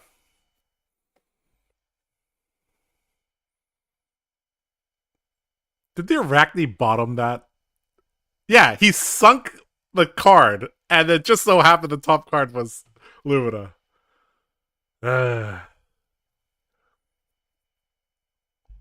He sunk a card, and then the next card on top was a Lumina, and he didn't know that. Okay. Okay, so this is a good sign. Him blocking with a card from hand and then pulling it back here shows that he doesn't have a D-React. Which means this is going to hit, even if I only pump it for 1. It's so over Bolton Bros? No, man. I'm going to draw an Oath of Steel with this Bolt of Courage. Or I'm going to draw a yellow, and then I'm going to Warband into something. You just watch. All right, so we're going to beacon here for... Oh, we're also shuffling our deck. So if he sent anything to the bottom, it could be anywhere. All right. We're going to banish a card from our soul. And we're going to give it go again with the snaps because we are a little low on soul. All right.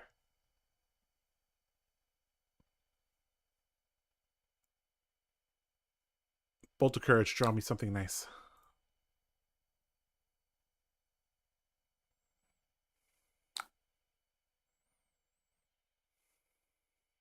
Wow. We only have 2 Oath of Steels left. I guess we still have our beacons as well. Okay, we're good. All right. Okay. So actually, no, the beacon doesn't even work. If we draw a beacon, we can't tutor for the Lumina. Okay, so we have to draw Oath of Steel. We have to draw Oath of Steel. All right. Eddie is Fate Proceed. No. Okay, I should have beaconed for 2, but he blocked with a card there. That made me think he didn't have a D react. Okay. Well, now we're really screwed, boys, because we didn't beacon for 2 here. Damn. Should have beaconed for 2, guys. I would have beaconed for 2, but he blocked with a card from hand. And then the number went up. Every single time that happens, it goes to 4 against their 3. They always pull it back because they're like, oh, it went up by 1. Huh, okay. Yeah. That's unfortunate. Okay, whatever. Let's execute our combo here. I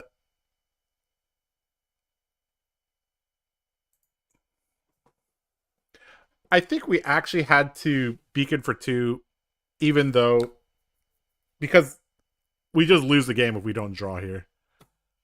Not immediately, but we lose over the long term. Okay, so we'll pop this.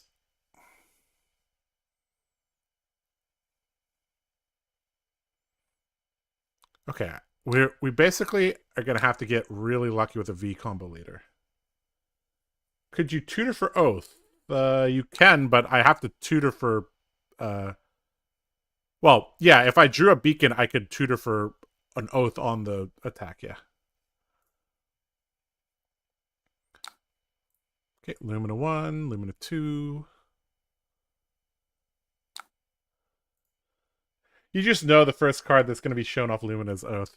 Yes, and then I'm going to feel real bad here. Because then if I beacon for 2, I would have won the game.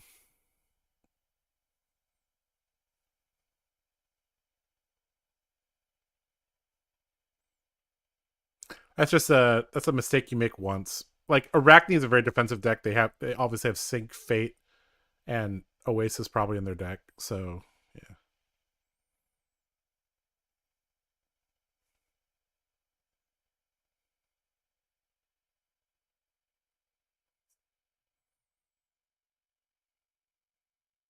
Okay. He is making the mistake of blocking early in the chain when he can't starve my soul.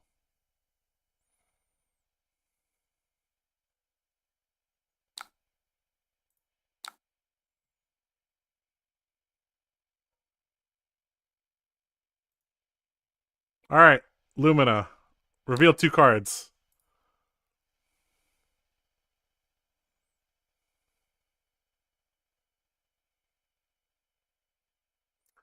Nope, wasn't Oath of Steel. It was Celestial Cataclysm, which would have also been good because that's 7 extra burst damage on this turn. Okay. So he showed that he wanted to block, so I actually get a little bit more value out of alternating here if he blocks this Saber. So we'll try to go with this one here. See if he blocks us.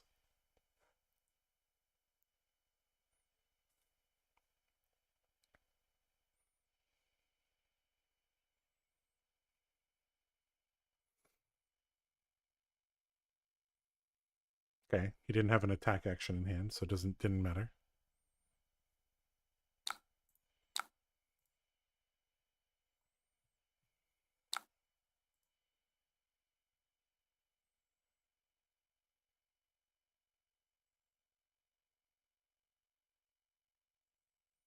Okay, so we're basically going to hit him 4 more times here, so we're going to lose 7 more cards probably from our deck. So we're going to have not a lot to end the game here. We have 1, 2 beacons here. We have 1 V here. Okay, so we have, as long as we don't reveal a V, we should be okay. 2 Vs is probably enough to break through. Okay, that's kind of good, kind of bad. Revealed 2 non-light cards.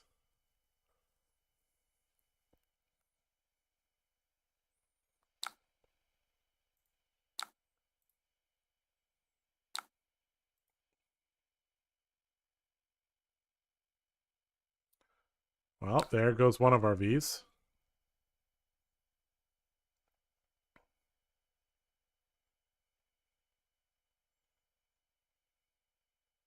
If we banish our last V, we probably lose.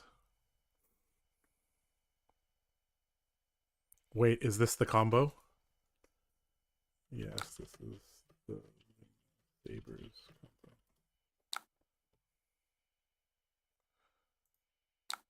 It's the first time my opponent's seeing this.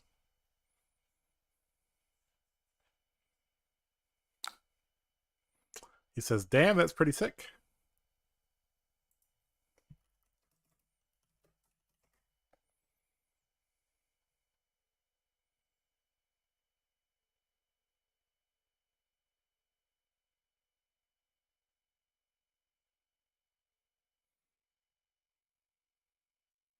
I've heard of the combo, but I've never seen it in action before.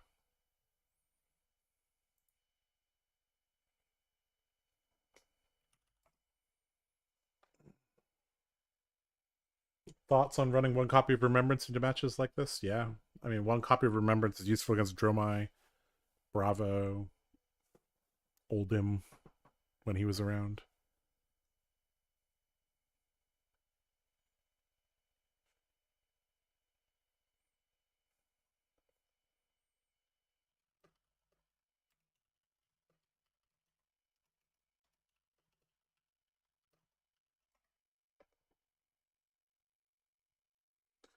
Valiant Thrust is also another win con. Do we still have a... Okay, we have no more Valiant Thrusts and we have 1V. So our margin of victory on this game is going to be real tight. Oh boy. I might have been blocking too much early game. I didn't really want him to get silver though, so...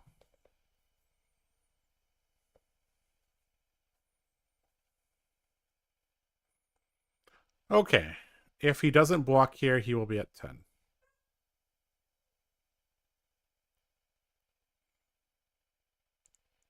I think I can handle him at 10.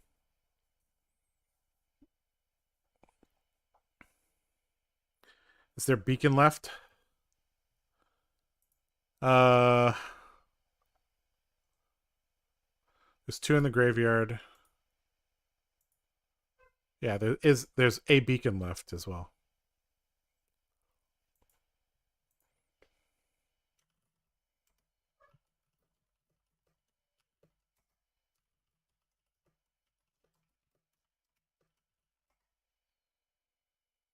Yep.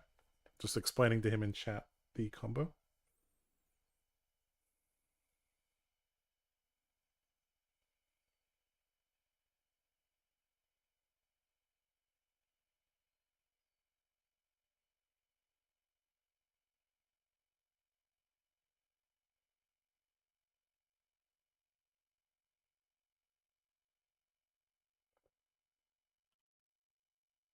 It's asking if I need to play more than 1 Lumina.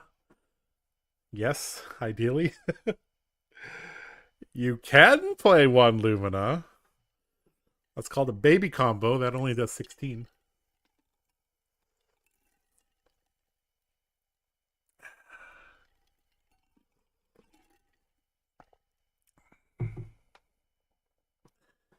All right, opponent. Come on. It's a combo, just 2 Lumina Ascensions. Yes.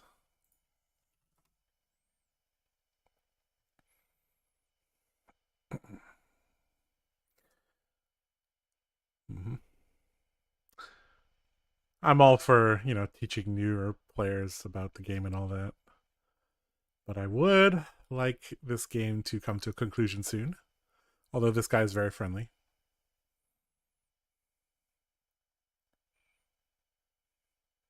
Apart from discard effects, how does one go about stopping the combo?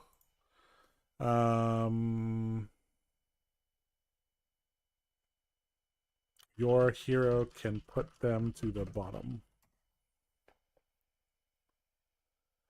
Yeah, he really is dragging this out.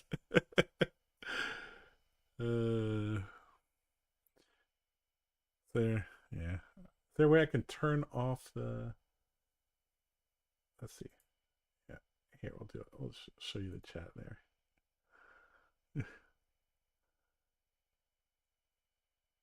Oh.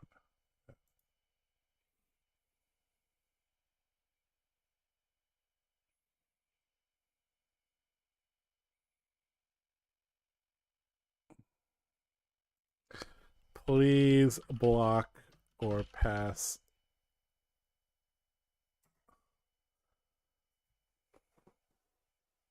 Okay, there we go. Jesus. All right. Oh, he's just. Okay. I think he thought I could do it infinite amount of times.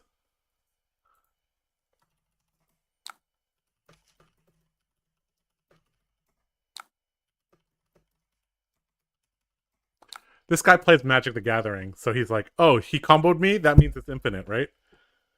Oh, no. Oh, no, no, no. I'm asking him why he...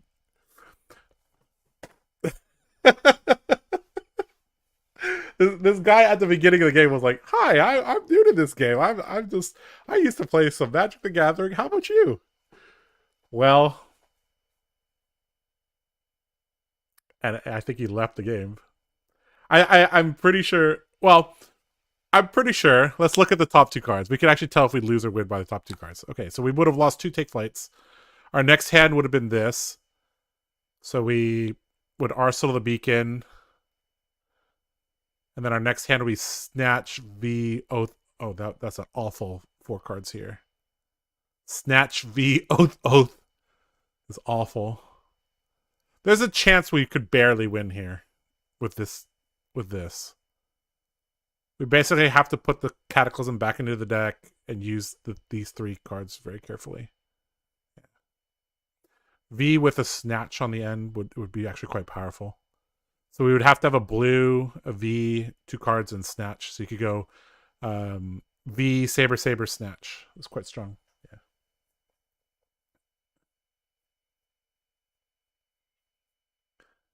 Okay. I am going to go to the bathroom. I will be back in a couple minutes. We will take intermission. I'll be back in like 2 or 3 minutes.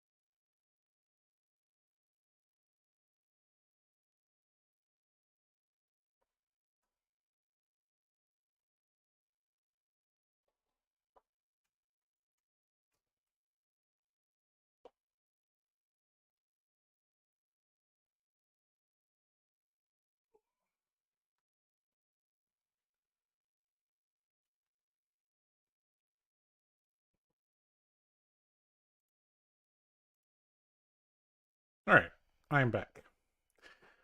Well, sorry guys, that game was a little weird. Yeah, that guy is new to the game and he's starting with Arakni. He's in for. He must have been a blue-white control player or something like that. It's actually kind of funny that, like, yeah, in Magic the Gathering, combos are infinite. But in Fab, combos are not infinite. So he just assumed that my combo was infinite and he was gonna die. Oh boy. Oh boy. All right. Let's play some more games. There's a more competitive queue, right? On Talishar. There's Request Undo CC is the old competitive queue, right? So maybe I should play there. Probably the more competitive people there. I don't think it really matters, but yeah. All right, let's see. But I might. Let's see. Okay, so we're gonna play this deck.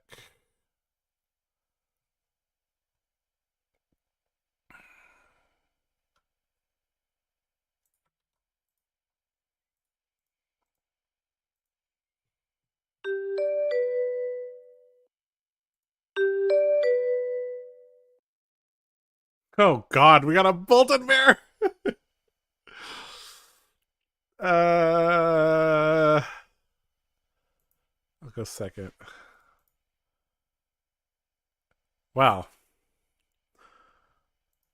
this is unusual.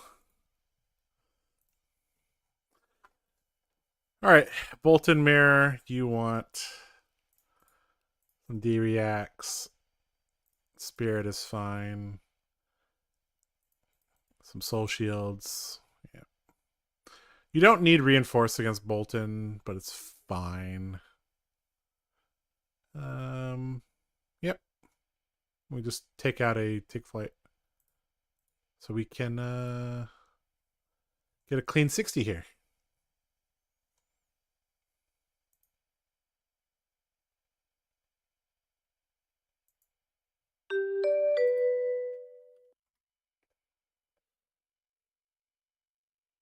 Rarest matchups. This is the rarest matchup. I have played one Bolton Mirror IRL, and it was 2 years ago. Top 8 semifinals of the Dallas Battle Hardened. I remember it very vividly because it was the most degenerate thing ever. Okay, well, at least he brought Raid into battle, so this is actually going to be an entertaining match. I'm the degenerate that brought Calvo. World's foretelling? Maybe. Maybe. Take flight, charge courage. Okay, that's fine. So we got to block the 2 cards here. Obviously, we want to keep our oh, sorry. That was no. Oops. Sorry. That was not. I did not mean to do that. I meant to block. Oh, my bad. Where's my card? Where did my cards go? They just went into the ether. I mean, oh, there. Oh, there we go. Okay, there we go. We're good. We're good. We lagged a little bit there, but we're good now. Do we double block this to prevent a courage token? Probably not, but I think we do because you don't want to combo with Beacon. But when you're going second, it's you really have to build your soul up. So okay, this hand's fine. Engulfing Charge Spirit.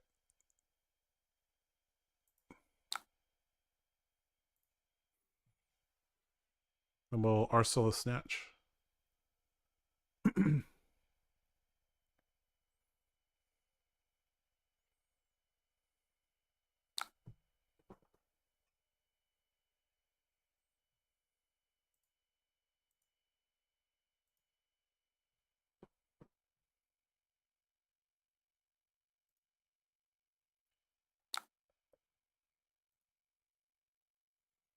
Okay, this is exactly what we want to see. We want to see our soul shields.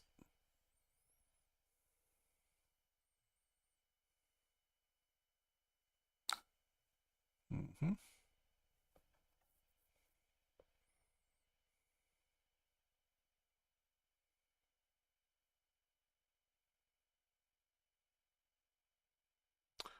So we could go this plus this.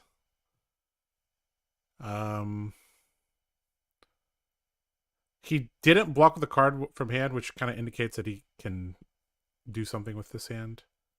So I'm kind of inclined to just block 4 here and then see what he does.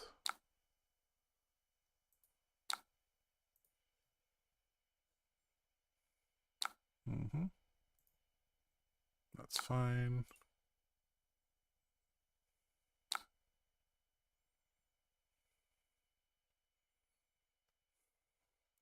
Bolt is pretty annoying here. Could block with armor here. Could just soul shield it. This doesn't have go again. So I think we could attempt him to Snapdragon this. Or tempt him into playing his attack react.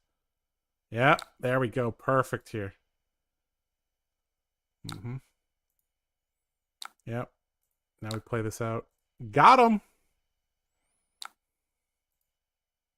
He can still raid in here, but not much he can do.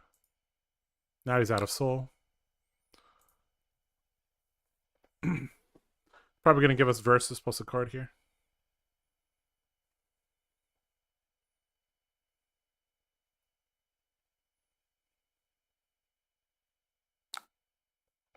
Nope, letting it hit. Okay. Oh, no. Okay. Sink below from hand. Sure. Okay, we got a beacon that we want to move into Arsenal. We also probably want to charge our soul one more time this turn. So I think we just let this hit.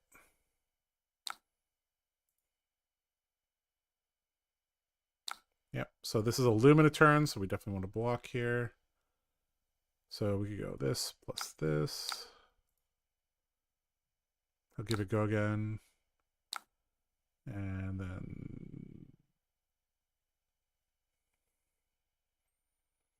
yeah, we generally always deny Lumina turns if we can, so let's just do it.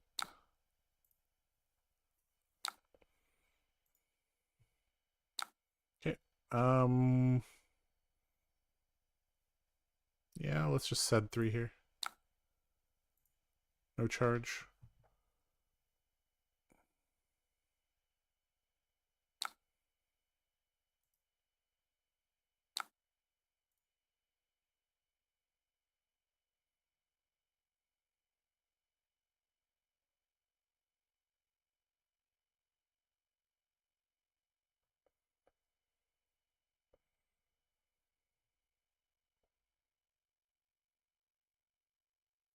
For a mirror matchup, Raiden versus Sabers is actually fairly interesting.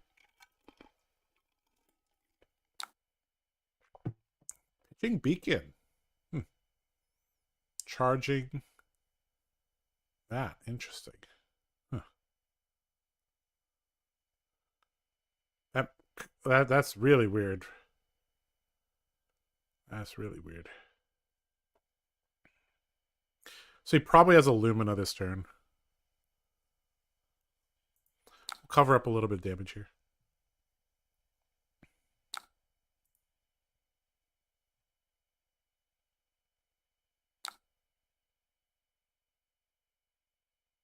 Okay,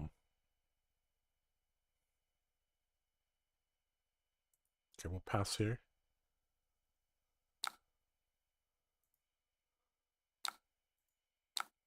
sink. Let's put a Cataclysm back into our deck. Mm-hmm.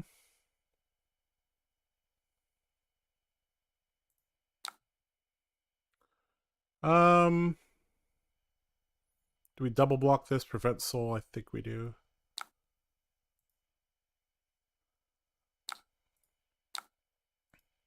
Pass turn to him. Okay, we have a combo, but we don't have a lot of soul. We could go here. It would be kind of risky. Okay, he's going to break Warband, so that means less armor here for him. So we actually could go here with just 2.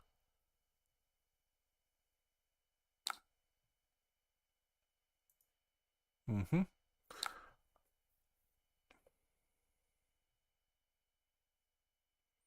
Okay, so Illuminate, charging Bolting Blade off the Warband, pitching Illumina here.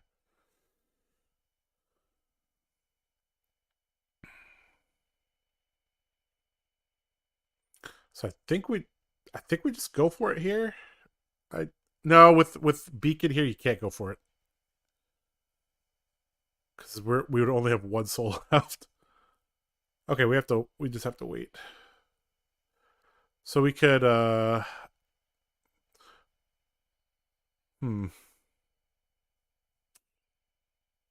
I kind of regret not playing Take Flight last turn.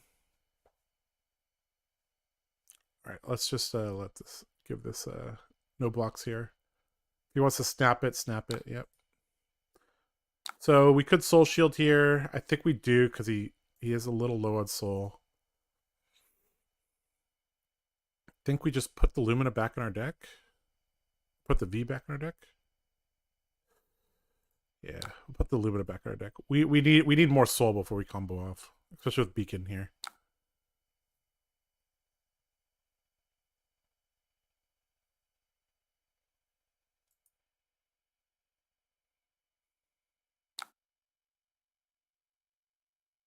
Mm-hmm. Okay, so he had his next Lumina here. So if we block this, his second swing will get in, but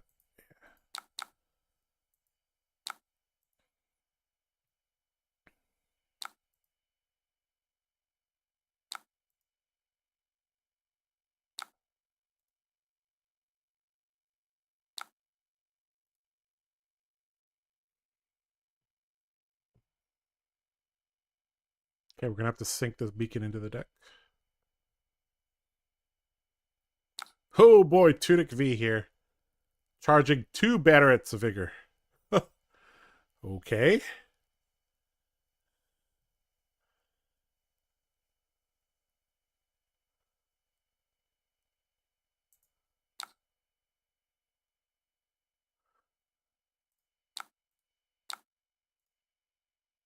Pretty good turn.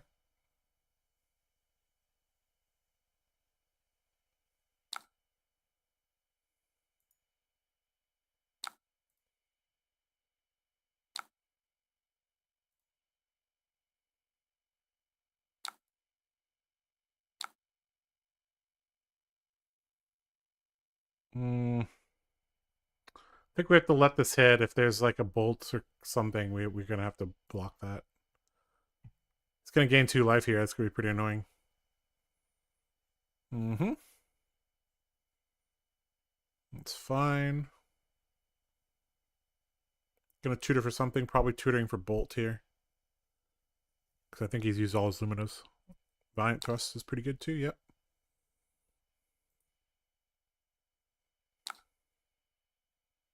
Mm-hmm. So again, I think we have to take it because if this is Bolt, we have to block it. Time's running out for us. We really need to get something going here.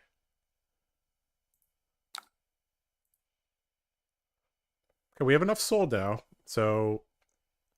But I don't know if we're at 14 live. This is very dangerous here.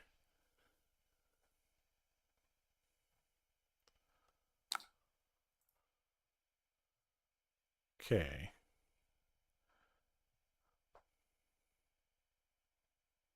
This is a really cool matchup. I agree.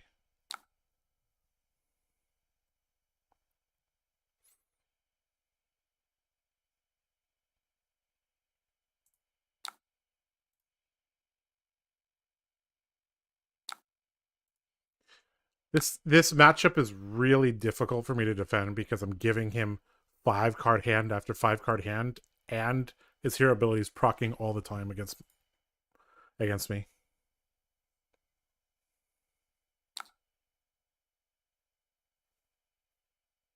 Okay, I think the correct play here is to give up the Warband plus a card.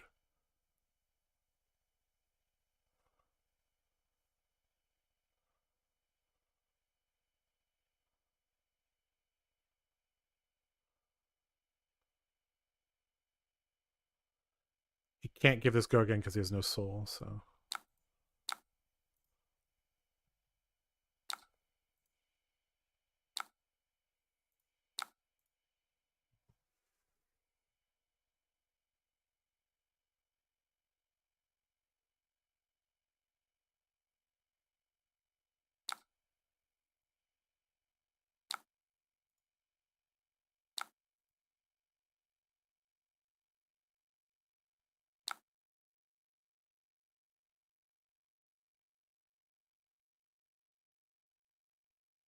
Oh no, guys. If I block it, it's going to get buffed and he can give it go again. If I don't block it, it has go again. Ah, this card is... This card.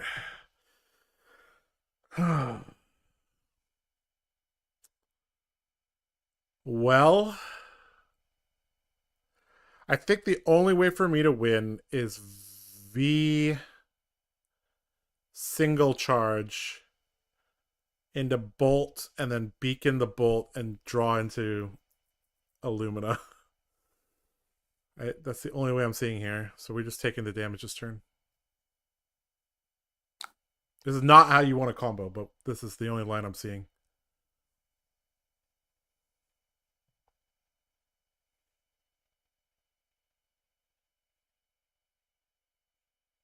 We're going to have to get lucky here.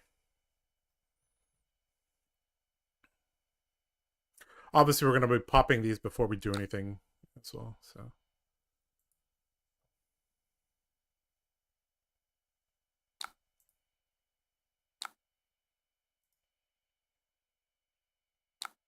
Ah, he had the exact lethal. No. Okay, good game. So, yeah, he got there. Well played. I think I should have charged a little bit more aggressively. Basically, there was a turn where I could have went take flight into Saber, and I didn't, and then I drew into the combo. That's something I need to learn. Is like you generally want to charge more aggressively because if you draw the combo really quickly, you want to be able to go. Because we drew the combo really quickly, but we didn't have enough soul to go. So, yep. All right. Another one.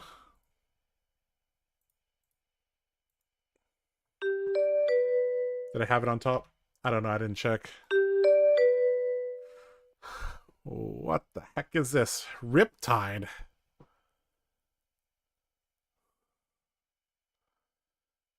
Do we want to go first or second against Riptide? I have no idea. Second, I guess?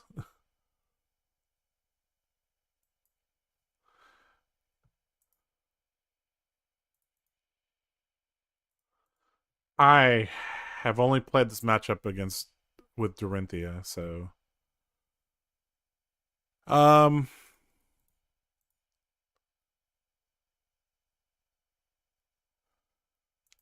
Yeah, I guess we'll just bring in our defensive cards, cut the take flight, kind of similar to what we did last game.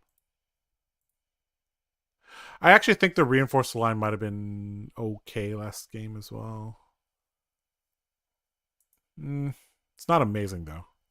Because Bolton doesn't really come in for, like, you know, something really, really huge. Unless it's a V turn. Alright, let's try this. Not sure how this is going to work. I've never played this. Okay, okay, we got A Riptide with a red liner. Okay. Very interesting. Okay. 5, go again. Okay, we don't need this. We don't need this.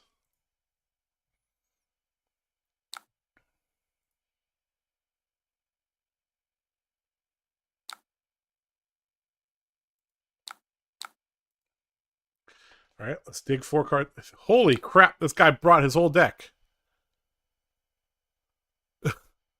Okay.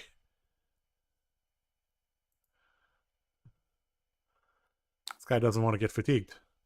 Oh no, guys. Oh no. All right.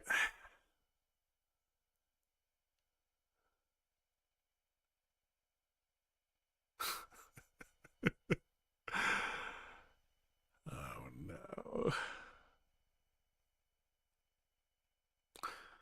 This is really bad, guys. Real bad. Is there a match where you do side in? Well, I play arena in most matchups. I think you could side it out against the ninjas. You don't really need it.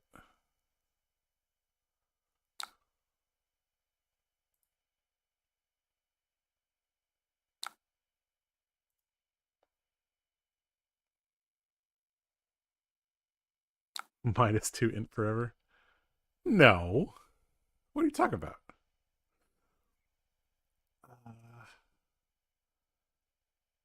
So let's see here. If we block with armor and a card, we can actually go Engulfing Light and charge and hold the Lumina. That might be the best play here.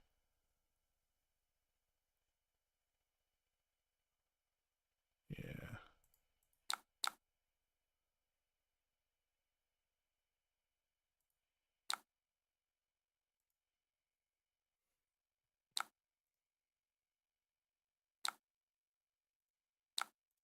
Okay, we're ready to combo, guys.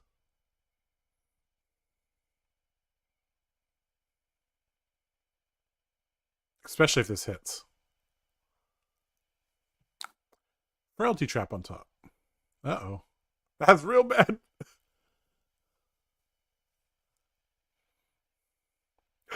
We got a triple Lumina combo, boys. We got a triple. Well, double Lumina Oath of Steel combo. Ah! Stupid Command and Conquer. Okay. Fine. Do we just block 2 cards here? And keep these combo pieces? I think we do, right?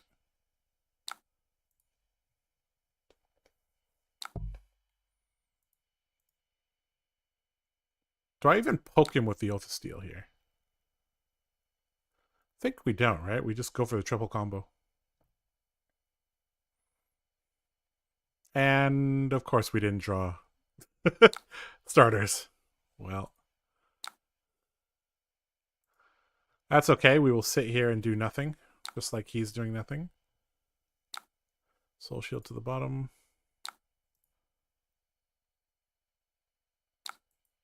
All right.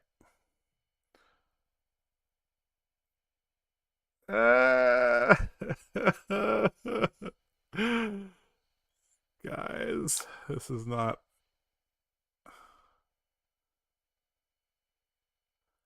He just passed his turn back to... What the hell's going on?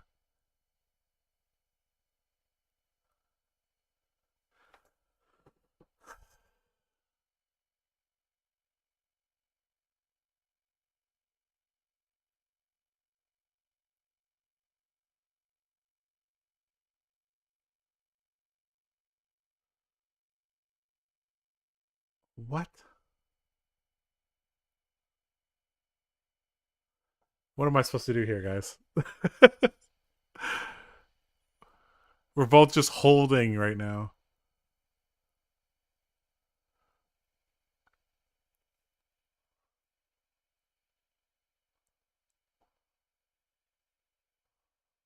Do we warband?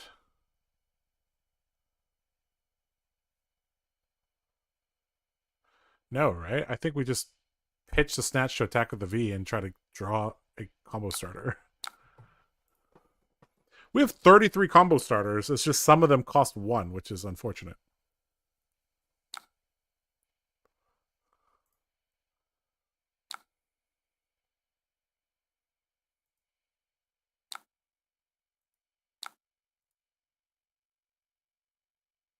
I haven't seen V do 1 damage in a long time, guys.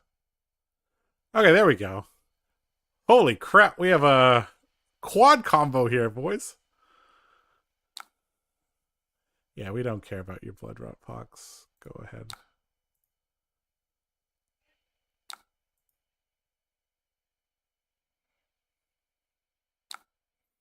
All right. So, what is more damage here? Engulfing Light, Charge, Oath of Steel, and then triple Lumina, or Engulfing Light, Charge, Beacon, double Lumina, Oath. Triple Lumina is 48. Double Lumina with Oath is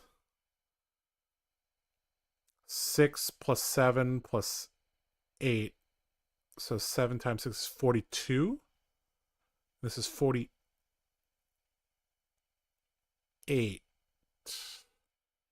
Okay, so Engulfing Light, Charge, Oath of Steel is actually better. Yep, this is more damage.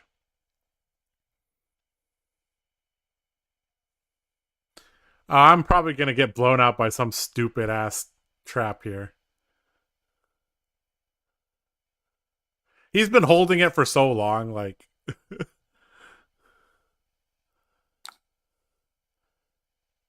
Okay, now we beacon for 1 here, I presume.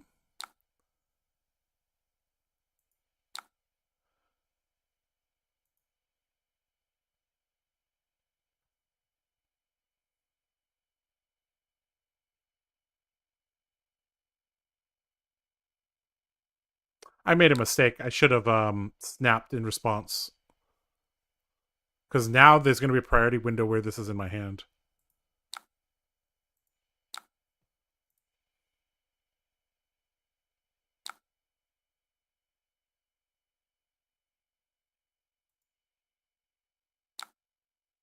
Okay, it's going to mill me. Okay. Okay. So milled my beacon. Okay.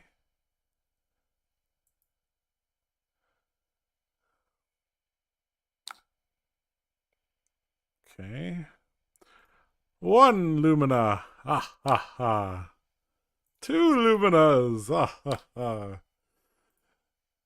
This is the scariest thing on Halloween, right? Triple Lumina.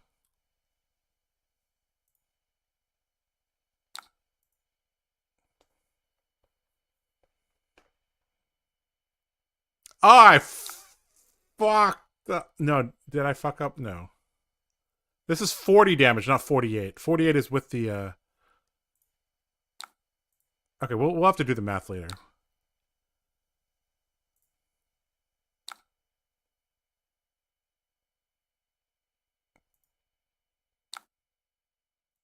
Oh, this Frailty Trap's going to be real annoying. This Frailty Trap's blocking 11, guys. I still think he's dead here. But very few heroes don't die to triple Lumina, so...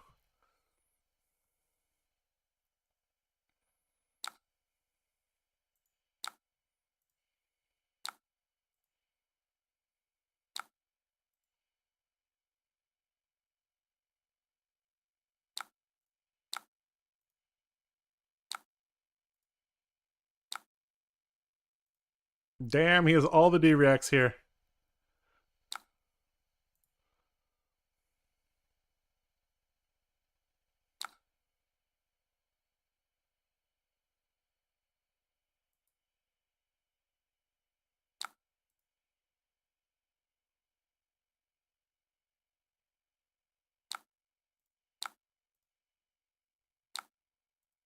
This Riptide's not going to die.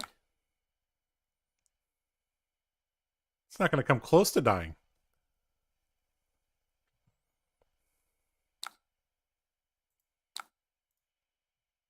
We're going to get a ton of soul, though, so we probably can kill him with beacon. Ah, no, we just lost a beacon. This frailty trap did ridiculous. Give it go again. I could get fatigued here.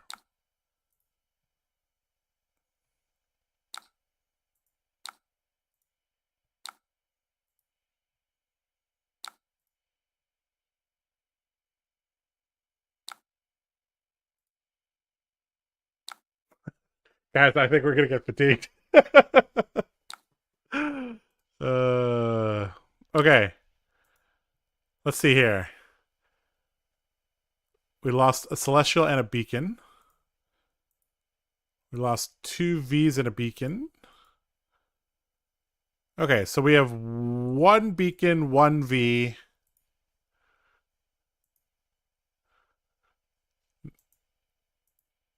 Sorry, no beacons. There's 2 in the graveyard, 1 in the soul. No beacons. 1 V left in our deck. Uh-oh.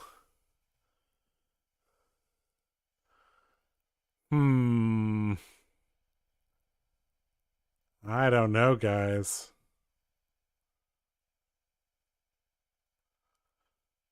We have no beacon of victory left, so we can't actually just burn him with beacon. We have 2 celestial cataclysms left. So we have 2 celestials, 1 V to end the game. Okay. All right.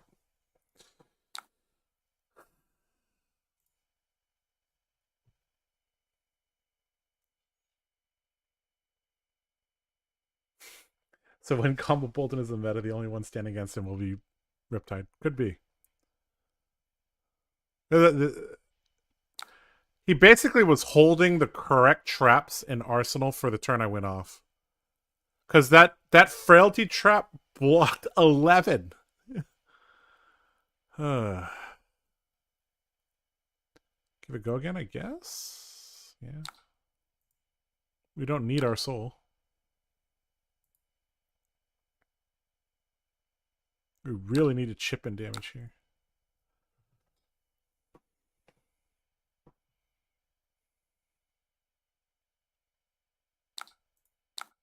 It's extremely important we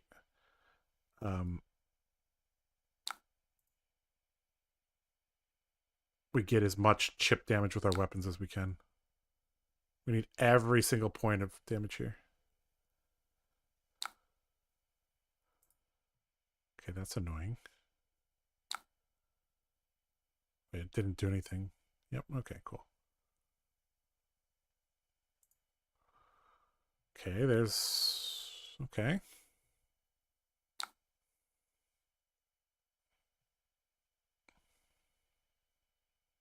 We just give it to him? I think we have to, right? Have your endless arrow back, I don't care. You want to put it in arsenal? That's good. Then I know you don't have a trap there. Alright, take flight. Pitch, soul shield, charge, spirit of arena. This doesn't matter that it's on the field because we don't have any luminous left, but yeah. Collapsing trap, sure. That's fine.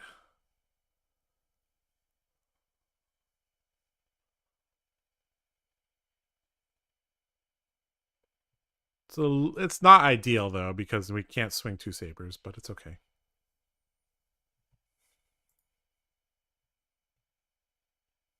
We're really gonna have to get chip damage in here.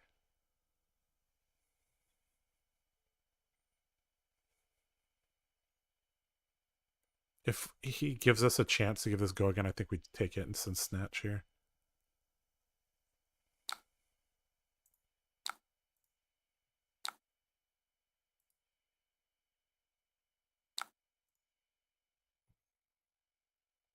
Because we want our arsenal clear for V.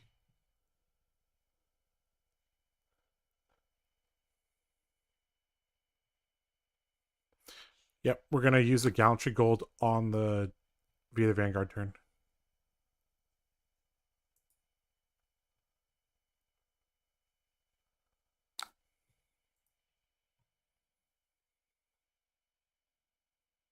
Mm-hmm.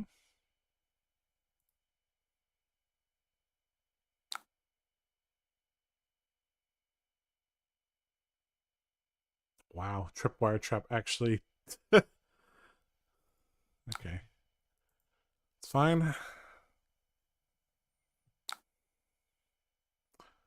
So here we just bolt, charge, bolt, and we arsenal cataclysm so we can push them together. Yep. So this is going to be a important lesson for closing the game out of Bolton here.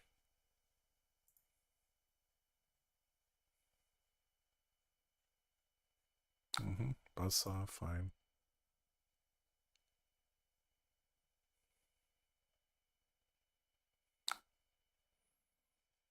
What is this? Deal 2 damage. Nope. We want our Celestials.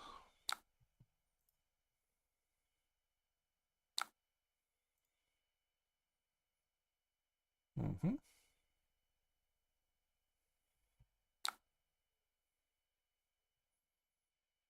Okay, so what are we doing? I think we're going bolt, charge, bolt. Hopefully he blocks, and then we can go into these. And then the sabers to end here.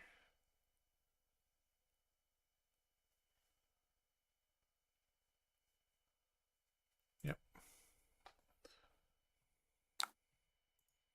If he has a D-react, that's fine. We'll just hold for a turn.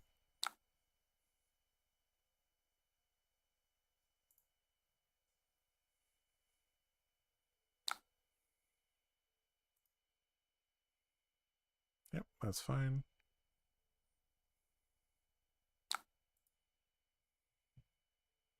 Let's just hold for a turn then. Sigil gain life, sure. Mm-hmm.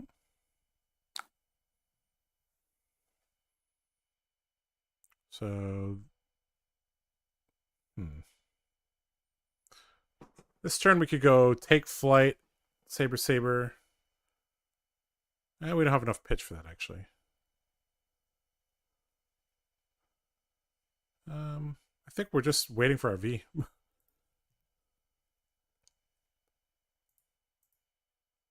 Two there. Yep.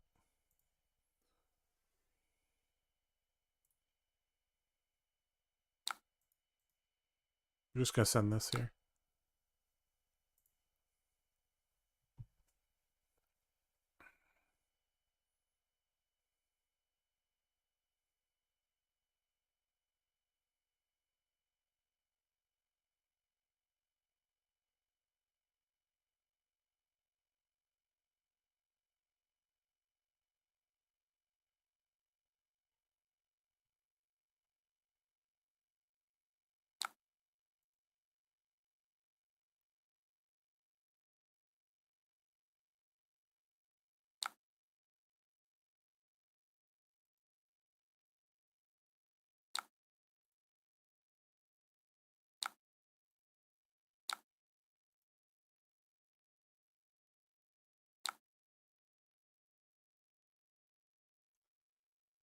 Do we actually go for Oath of Steel here? Oath of Steel, Saber, Saber is actually decent here. I think we have to.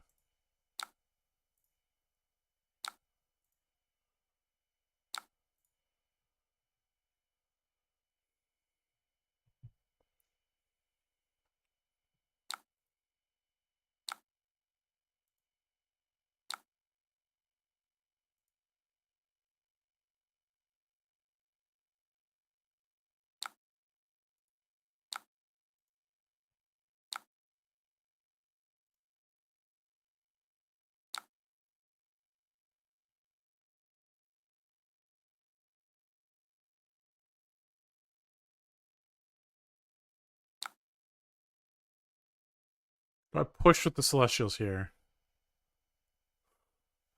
I don't think I can.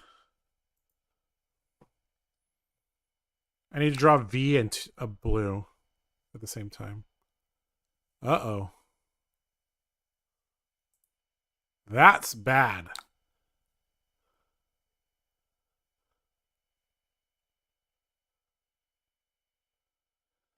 Do I just go now?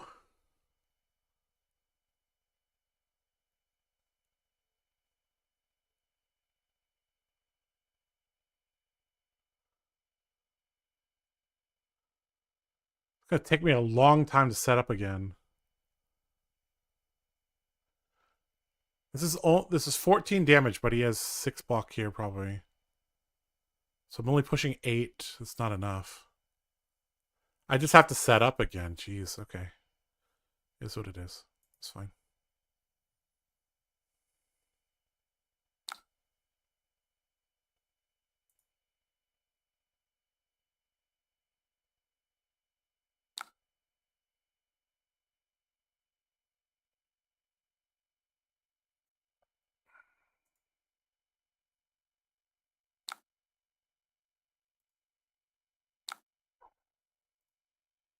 Oh, no, no, no, no.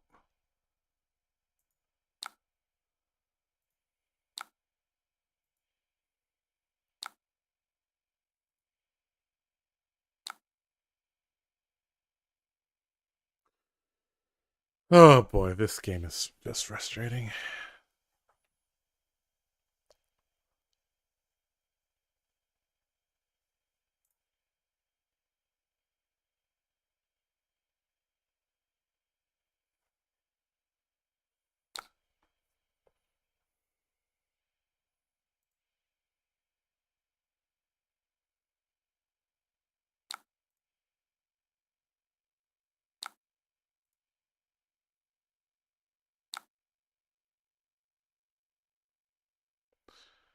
I don't want to arsenal anything, actually.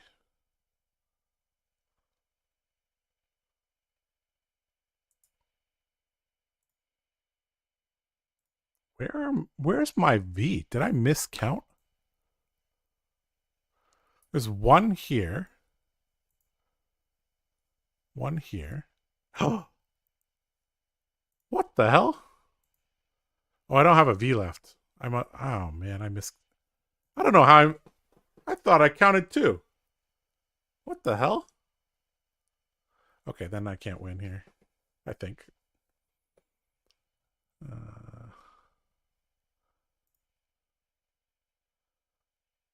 Let's see. We'll keep poking him with the saber and see what happens.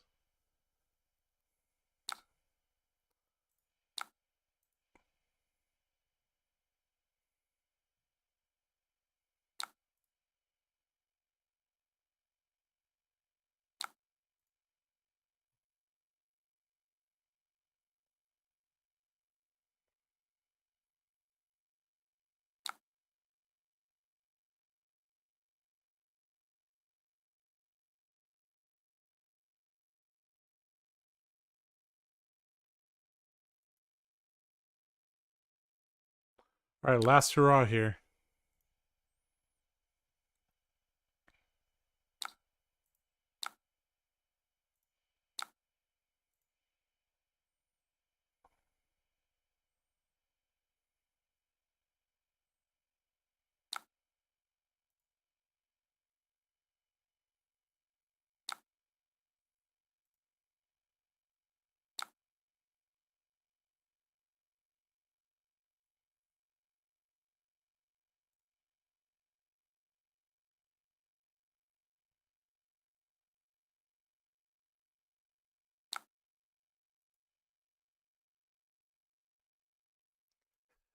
This Riptide's deck, holy shit.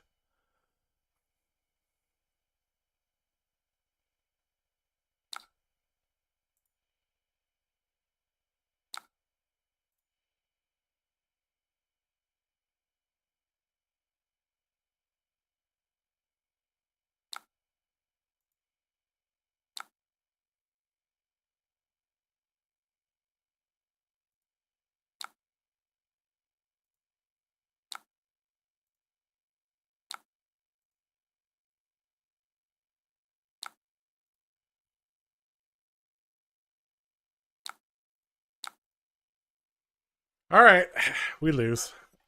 Assuming that his deck has some damage left, which I think it does. Riptide's too good. Riptide can survive a triple Lumina, guys. He's got to be S tier.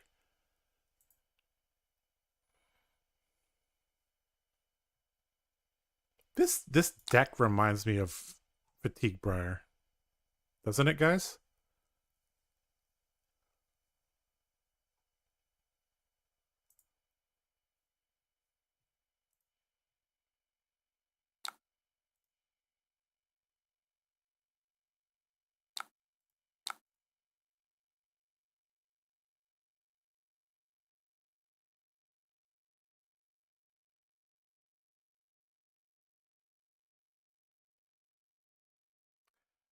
I don't know how I miscounted my third V. I actually don't know how that happened. Oh well. Let's go back to the tier list conversation after this game. Oh.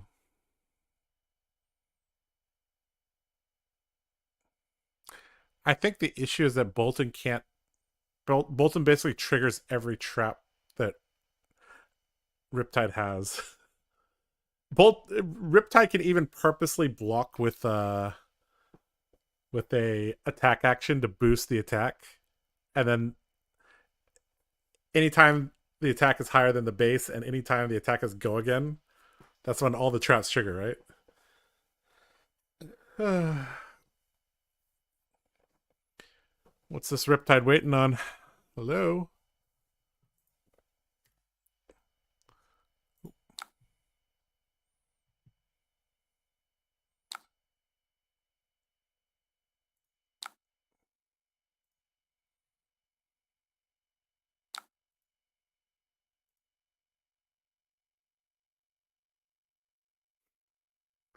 Guys, this deck is Fatigue Briar.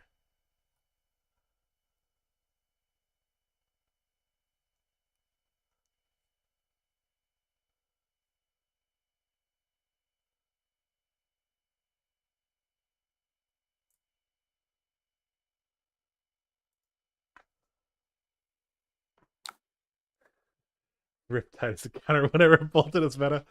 If Bolton is ever meta, I'm gonna be very surprised. He's on track to LL in like 2029 or something like that.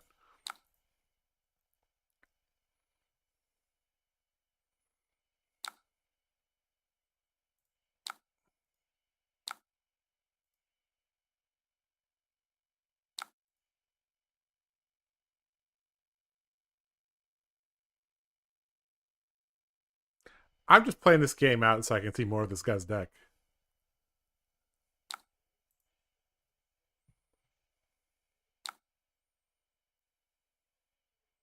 Like, yeah, he probably has like a bajillion poppers to deal with the Dromis, and then yeah.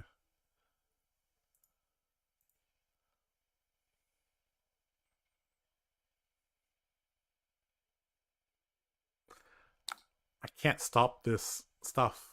I literally can't stop these things, so I lose, but yeah. Again, I just want to see more of his deck.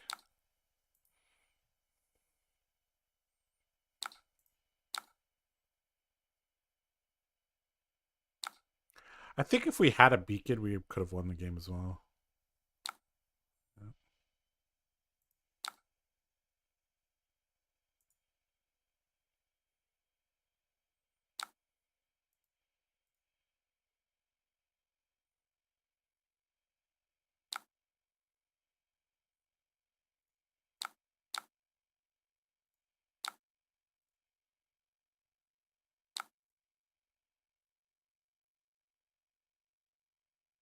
Quiver. Endless salvage and infecting. Okay.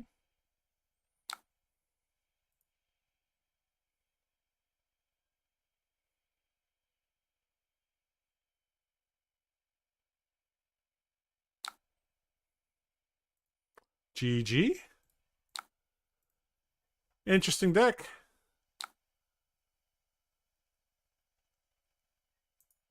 Very Very interesting deck.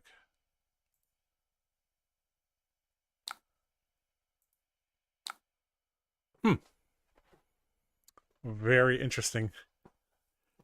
Guys, I dealt 18 damage on the combo turn with a triple Lumina. Okay.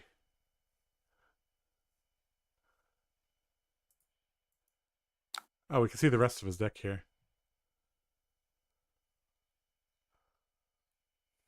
Yeah. So, this guy's brain is pretty big because as Dory against Riptide, all you do is never pump your attack, never give it go again. You just poke him with Dawnblade. And then he's like, sure, I'll block 3, and then I'll send 7, and then I'll send 6, and then I'll send 8, and then I'll send 5 into 8. The original Riptide deck got fatigued because they were sending 5s. This guy's like, no, I'm not going to send 5. I'm going to send 6, 7, or 8. This guy just real interesting deck here. We can see the whole deck now, right? I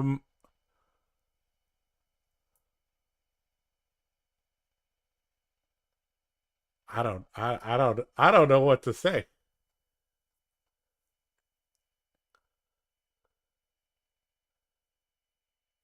That, like, you think about it, like, Katsu's gonna trigger all of these things.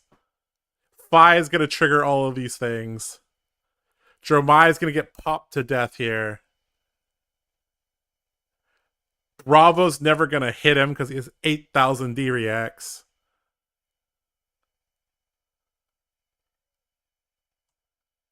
Dash is gonna trigger all of these.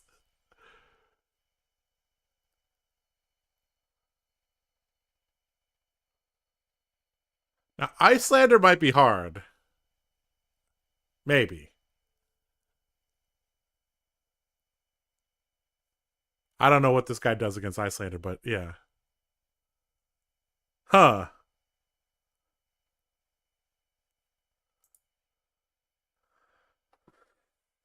Uh, he brought in most of his deck, so he might not actually have a lot of sideboard slots for Icelander, right?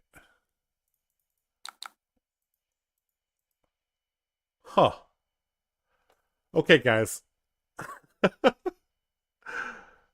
Oh boy. All right, let's catch up on chat because I was focusing on playing quickly in that game.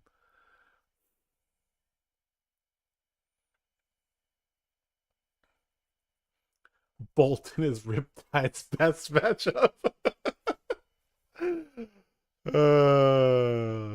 You might be true. That might be true, Seb. How many points of value does Go Again have in terms of card balance? It's worth 1.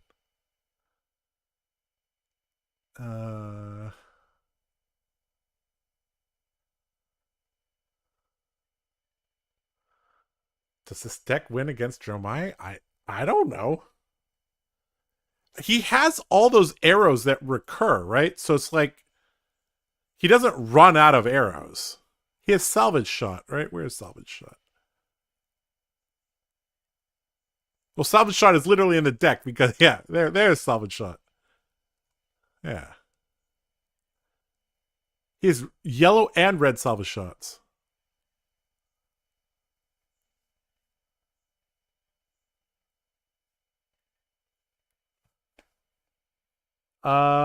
Okay. Let's see here. It probably has 20 poppers, probably struggles clearing a large board. Maybe.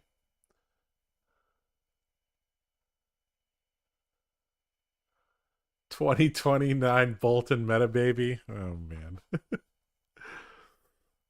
Just wait for Fab 3.0. Oh man.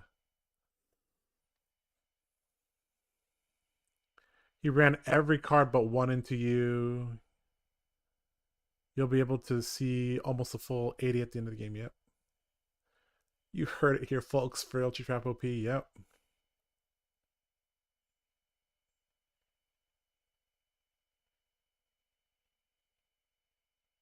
He doesn't have to think of. Guys, I need the sideboard guide. The sideboard guide is play everything. One sentence sideboard guide.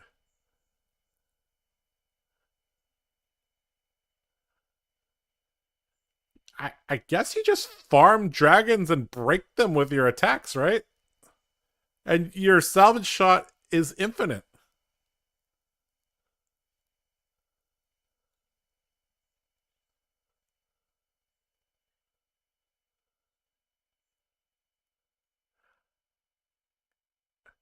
Hi, Steven. You just missed quite a game. Well, I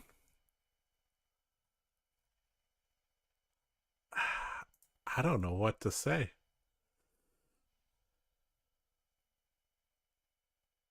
That that that is the most interesting game of Flesh and Blood I've played in a year. And I almost declined the match as well, guys. I was like, I don't want to play against Riptide. Oh boy. I don't know what to do. All right. Well, okay. Since I guess we have some newer viewers here. This is what we've been trying out. Hasn't been working quite the greatest. So I think we might have to combine this with like a Raiden plan or something. So I mean, it might just be not the correct meta to go with a combo. So we'll see. All right, let's play a couple more games. Let's figure this shit out.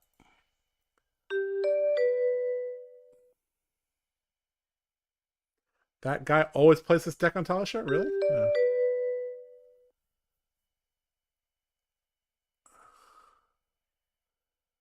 Apparently so. I'll definitely have to go. Yep. Okay. We got an actual matchup now. Yay. All right. So against Dash, we run our standard equipment here. I don't like running Spirit against Dash because sometimes you pivot into a fatigue plan and you don't want to have a no block in your deck. So I like the Sinks, I like the Fates here. And I like just, adding some cards here. I guess the Soul Shields are fine as well. Normally they'll attack for 6 once in a while, so I think this is what we'll do here. I kind of like this setup here.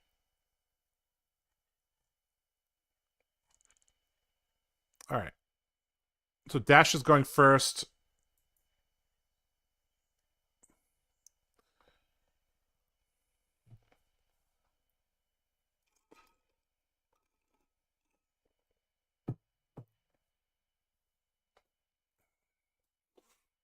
No arms equipment? What? Um, okay. Turn 0 pounder. Okay. Well,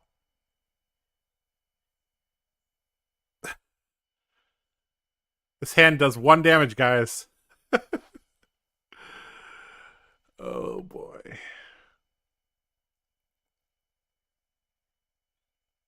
I think we might warband a double charge here.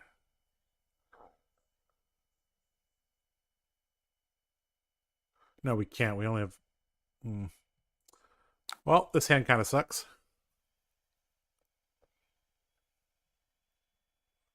So, good start from Dash, bad start from us, but that's okay.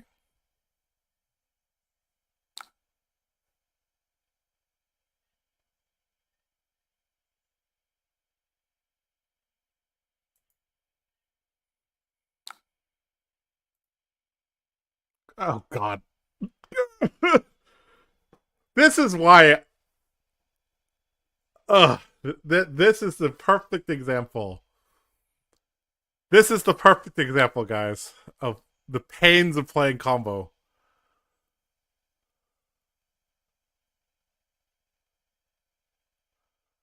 Oh my god.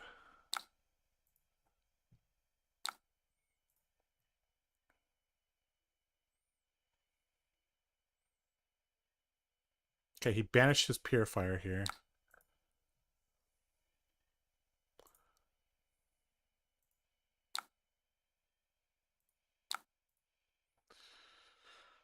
We're gonna Saber to get this beacon back into our deck. So we know we guaranteed to have this in the late game. Because we're not shuffling our deck. We don't have to block this. He's already used 2 Pulse Waves. That's nice.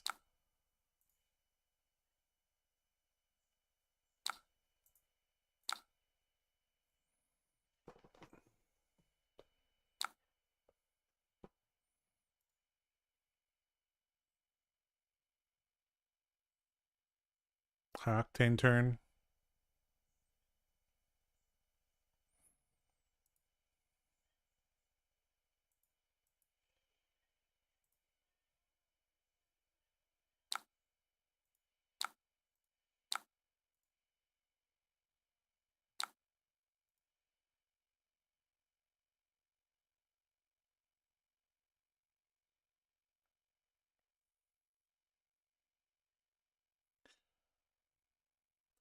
We have to keep a very close eye on what he banishes here.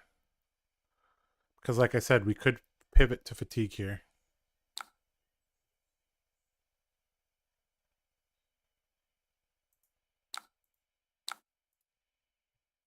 We definitely want to block out on High Octane turns here.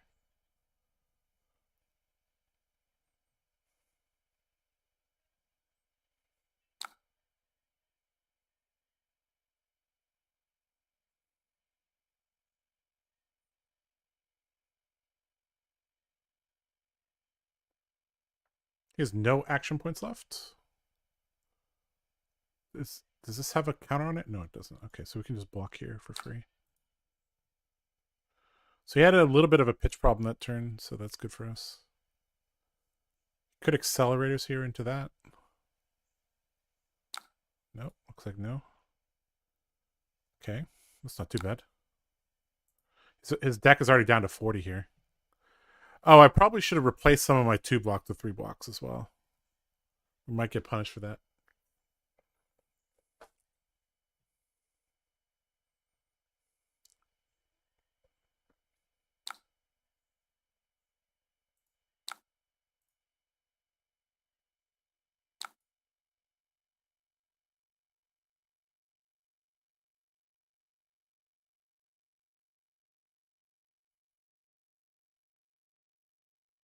Okay, he's taking it real slow. Real slow. Okay, that's his final Pulse Wave going to the bottom. So we're clear to combo now. We just need more soul.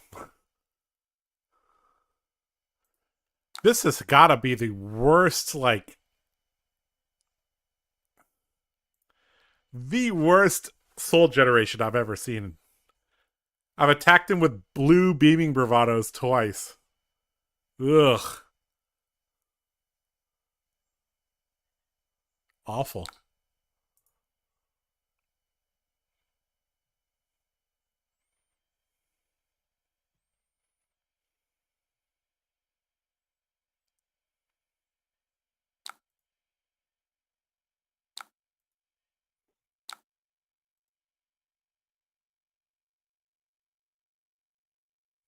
Alright, so he's probably going to boost this turn. We're probably going to get good value out of this soul shield.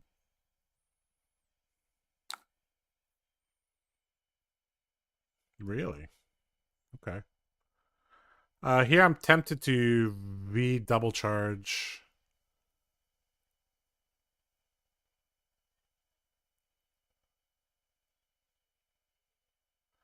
Could V single charge here.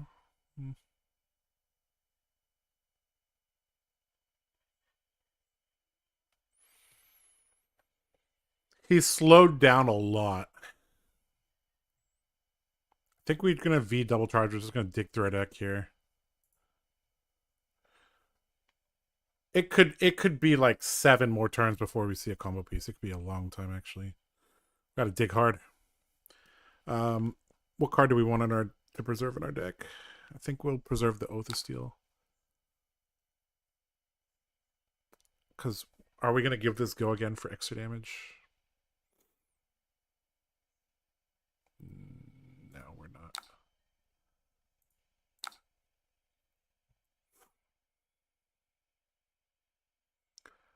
This has been a 4-card 1, a 4-card 1, and then a 4-card 5.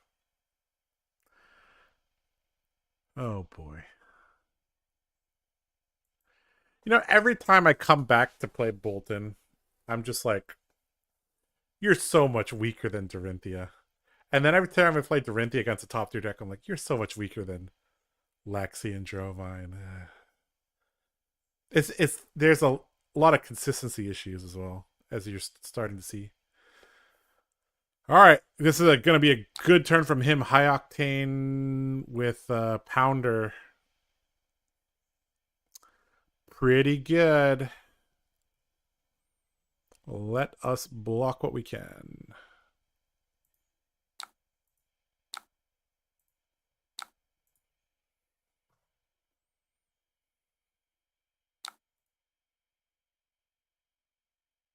Mm-hmm. So we're using our armor this turn because this is a burst turn. We're just trying to negate the damage on the burst turn.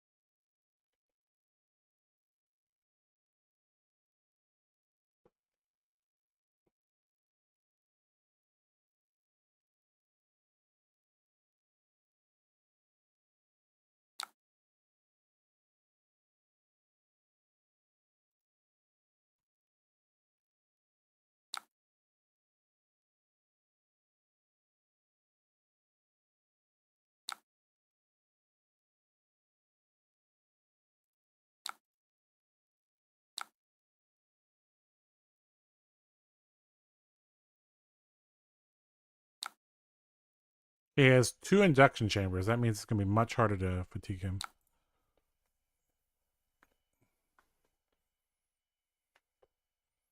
We should find our combo piece before he finds his pulse wave again, so we should be fine.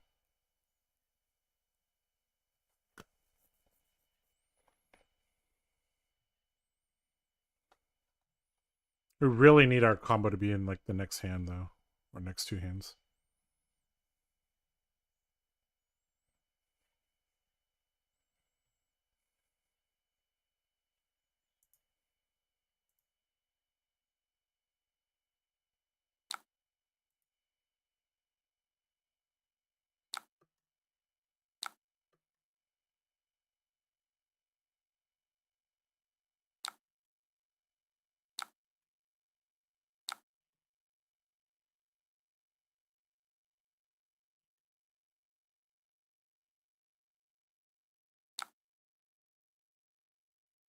No boost on this.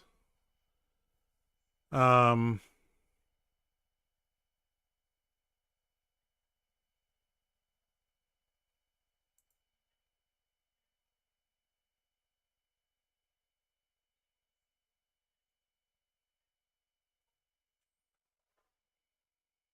Yeah, we really need our combo to be in the next hand.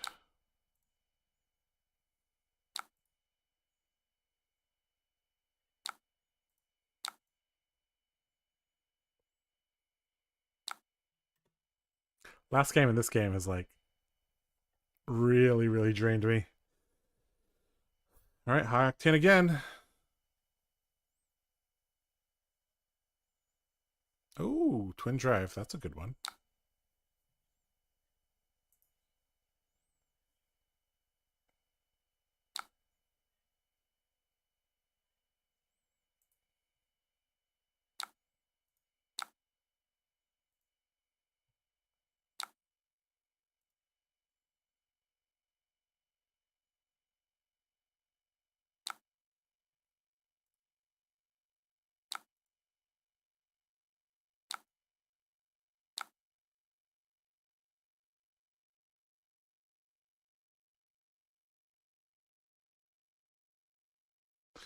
Yep, taking a bunch of damage here.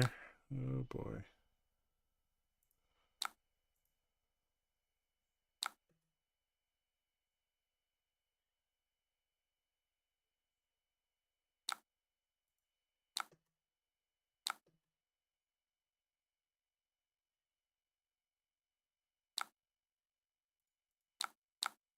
Just negating as much burst as we can.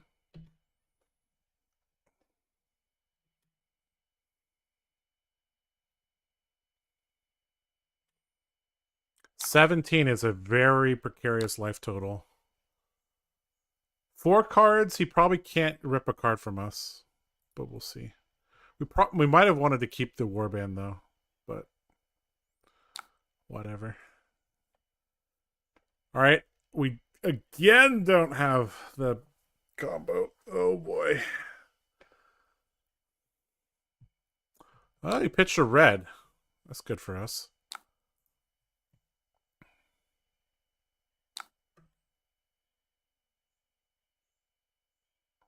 Okay, now he pushed a blue. Really trying to conserve his deck, I think.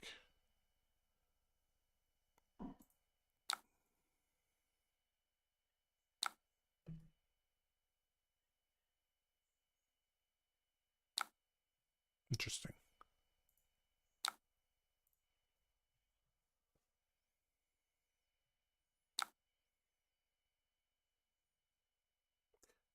Do we just YOLO that this is Lumina?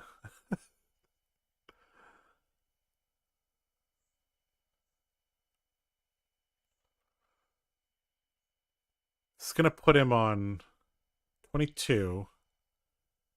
And we could go for a mini combo here. 17 life is like just in. Alright, let's play disciplined here. Oh no! We would have been rewarded. Oh, I should have believed in the heart of the cards, guys. Oh my god. Well, we just pray to God he can't take a card from our hand here.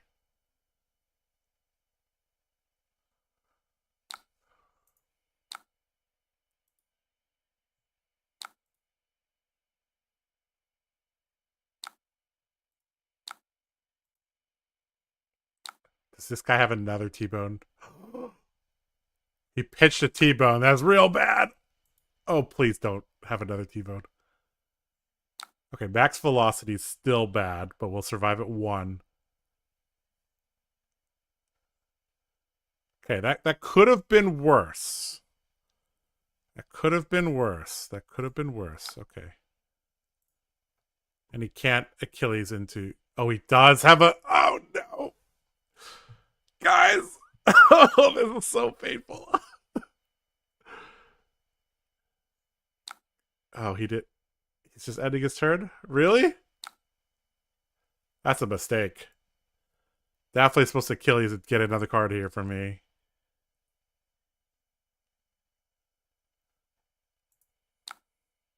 Maybe he just wants to see something cool. Oh boy. Oh boy.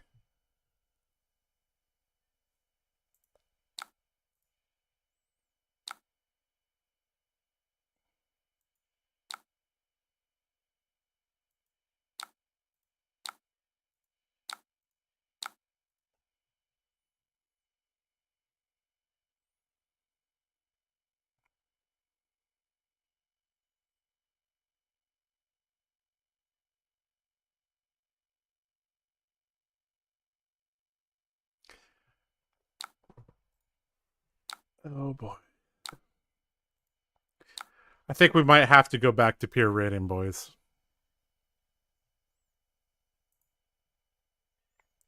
Combo is not quite consistent enough, and it didn't get any new cards from, like, people have gotten more disruption and power, and this actually didn't get much.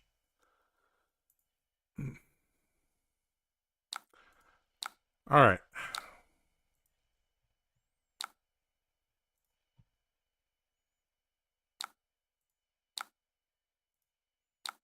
Like this dash, if they played correctly, won this game, but he didn't. So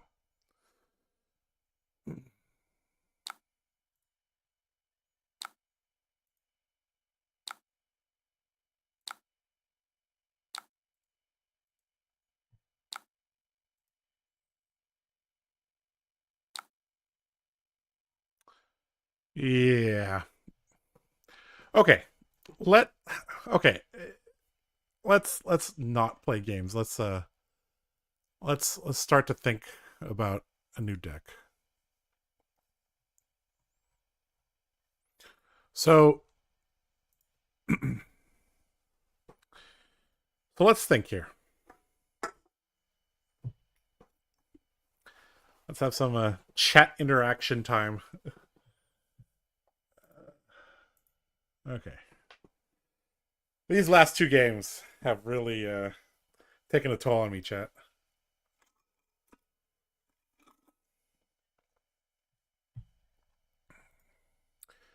Let's come up with some ideas here. Because this series is called Breaking Bolton, right? And I don't need to play many games of combo to know that combo is not how to break things.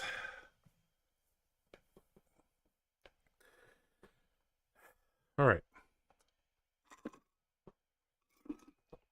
So, two things I'm looking at. I'm looking at Decimator Great Axe. I'm also looking at the hatchets.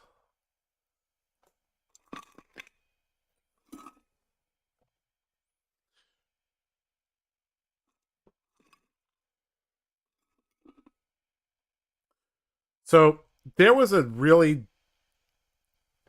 dumb idea I came up with. Let's see if I can kind of recreate it. So if we run the Great Axe, right? So you have to think, okay, what are some problems for the Great Axe, right? Like how do you deal with Icelander? So we have this card here, Hack to Reality. So let's just add some of these, and then this combines with this.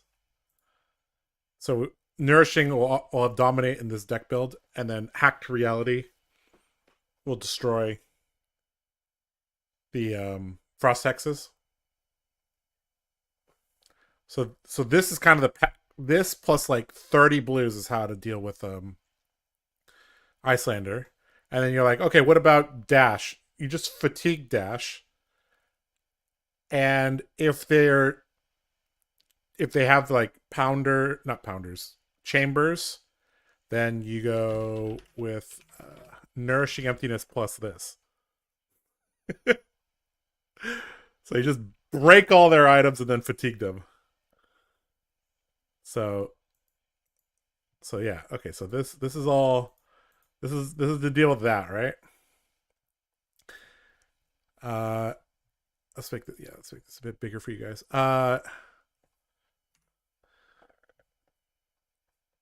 Okay, so let's just build this deck here. Let's just build it. We'll build it live on stream, guys.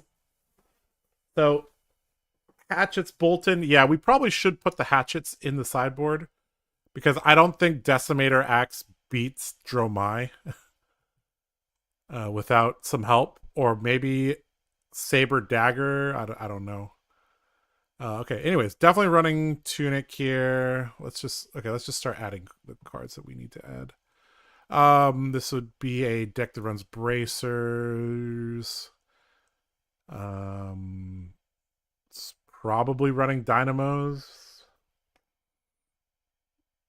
Because if it's running hatchets, it's probably running dynamos. Or it could be running Radiant Flow. It's also fine. It's probably running Warband, even though it'll never use it. Okay, so it's not going to run the attack actions at all. Probably running Cleave, I guess. Yeah, Cleave's probably good enough. Uh, maybe Felling Swing. I don't know. We'll add it for now.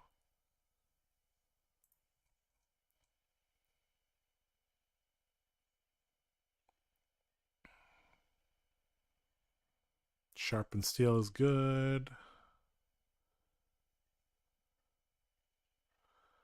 So we're probably playing Shunt in the sideboard.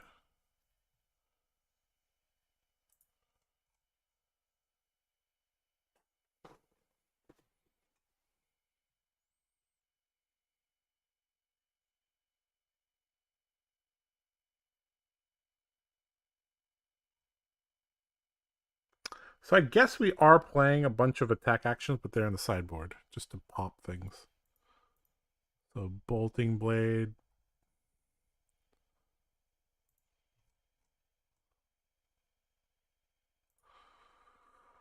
Oh boy.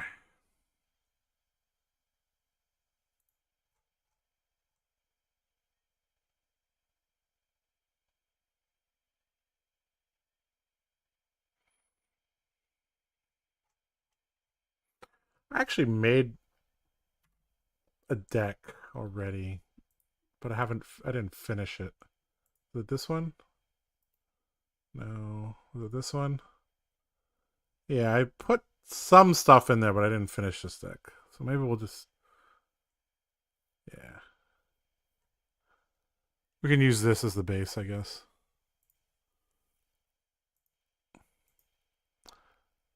So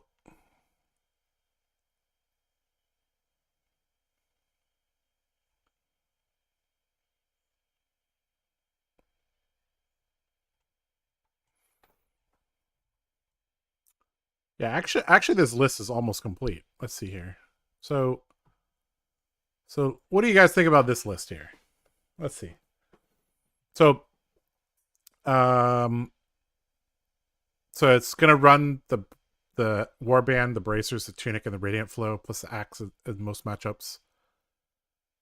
And I guess AB3 plus Radiant Flow against Icelander. I don't know if that's correct, but yeah. We got the Axe Classics, Cleave, and Felling Swing. We got a few Iron Song responses to close the game out, I guess. Some Sharpened Steels because they're useful. And Bolden Blade does not actually say sword anywhere, so actually possibly useful. It's a blue block 3 that's not an attack action card, so it's good. Basically, this Bolton build is going to borrow a lot of cards from Dory. Glint is obviously good. Plow Through, Steelblade Chunt, yeah. And then it's just a bunch of, poppers, defensive cards. And then it has the hack and the smash in good time. And this build also has the Cleansing Light. A couple of remembrances to recycle the nourishing.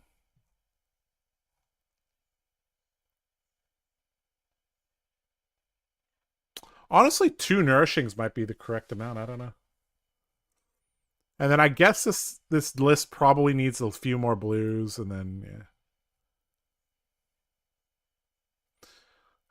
I don't know. What do you guys think about this concept?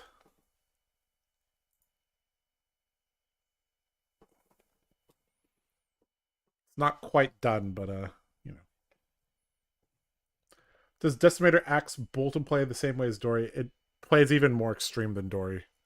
Like Dory actually can you notice how there's not spill blood here because we don't have the Dory hero ability.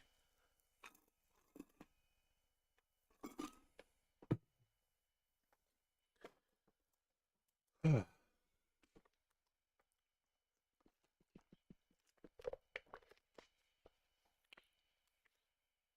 think I'm going to work on this list for Thursday's stream. I wasn't really happy with the combo list today.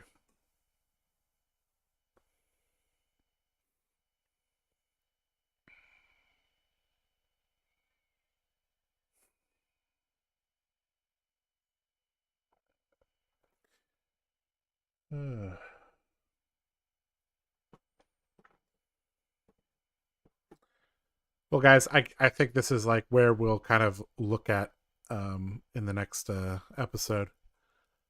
If you guys have any suggestions for this deck list, let me know. I'll be working on it.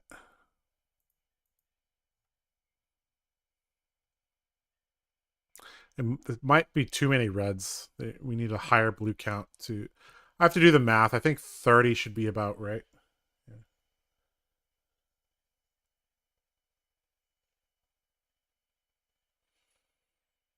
Mm-hmm. Hatchet Bolton.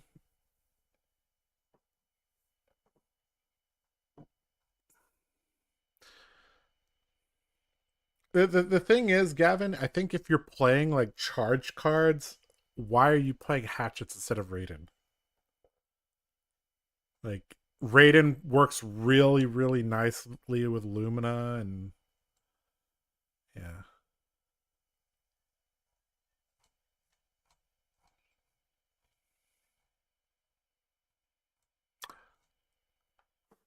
Anyways, everybody, we will attempt to play this deck on Thursday.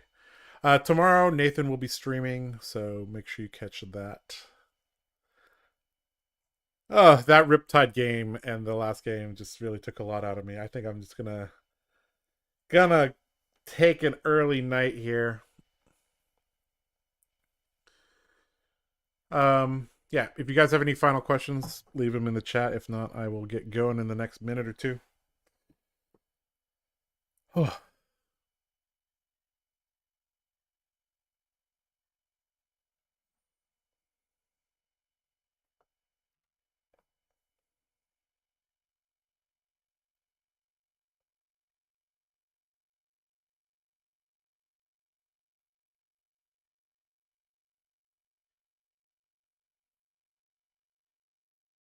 Yeah, I agree that Hatchet's Dory is better than Hatchet's Bolton. I don't know if Decimator Dory is better than Decimator Bolton, though, because you have access to this, but in reality, hacked reality plus nourishing emptiness might be enough. So, yeah. I don't know.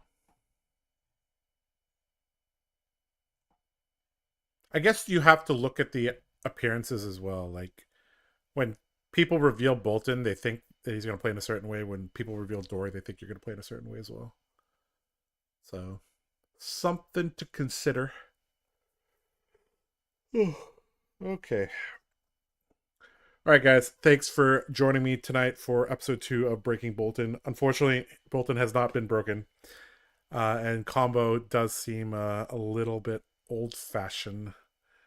Um, the a combo switch deck might still be viable. In fact, uh, combo Raiden probably has the best of both worlds. Is probably a very solid deck list that can incorporate both.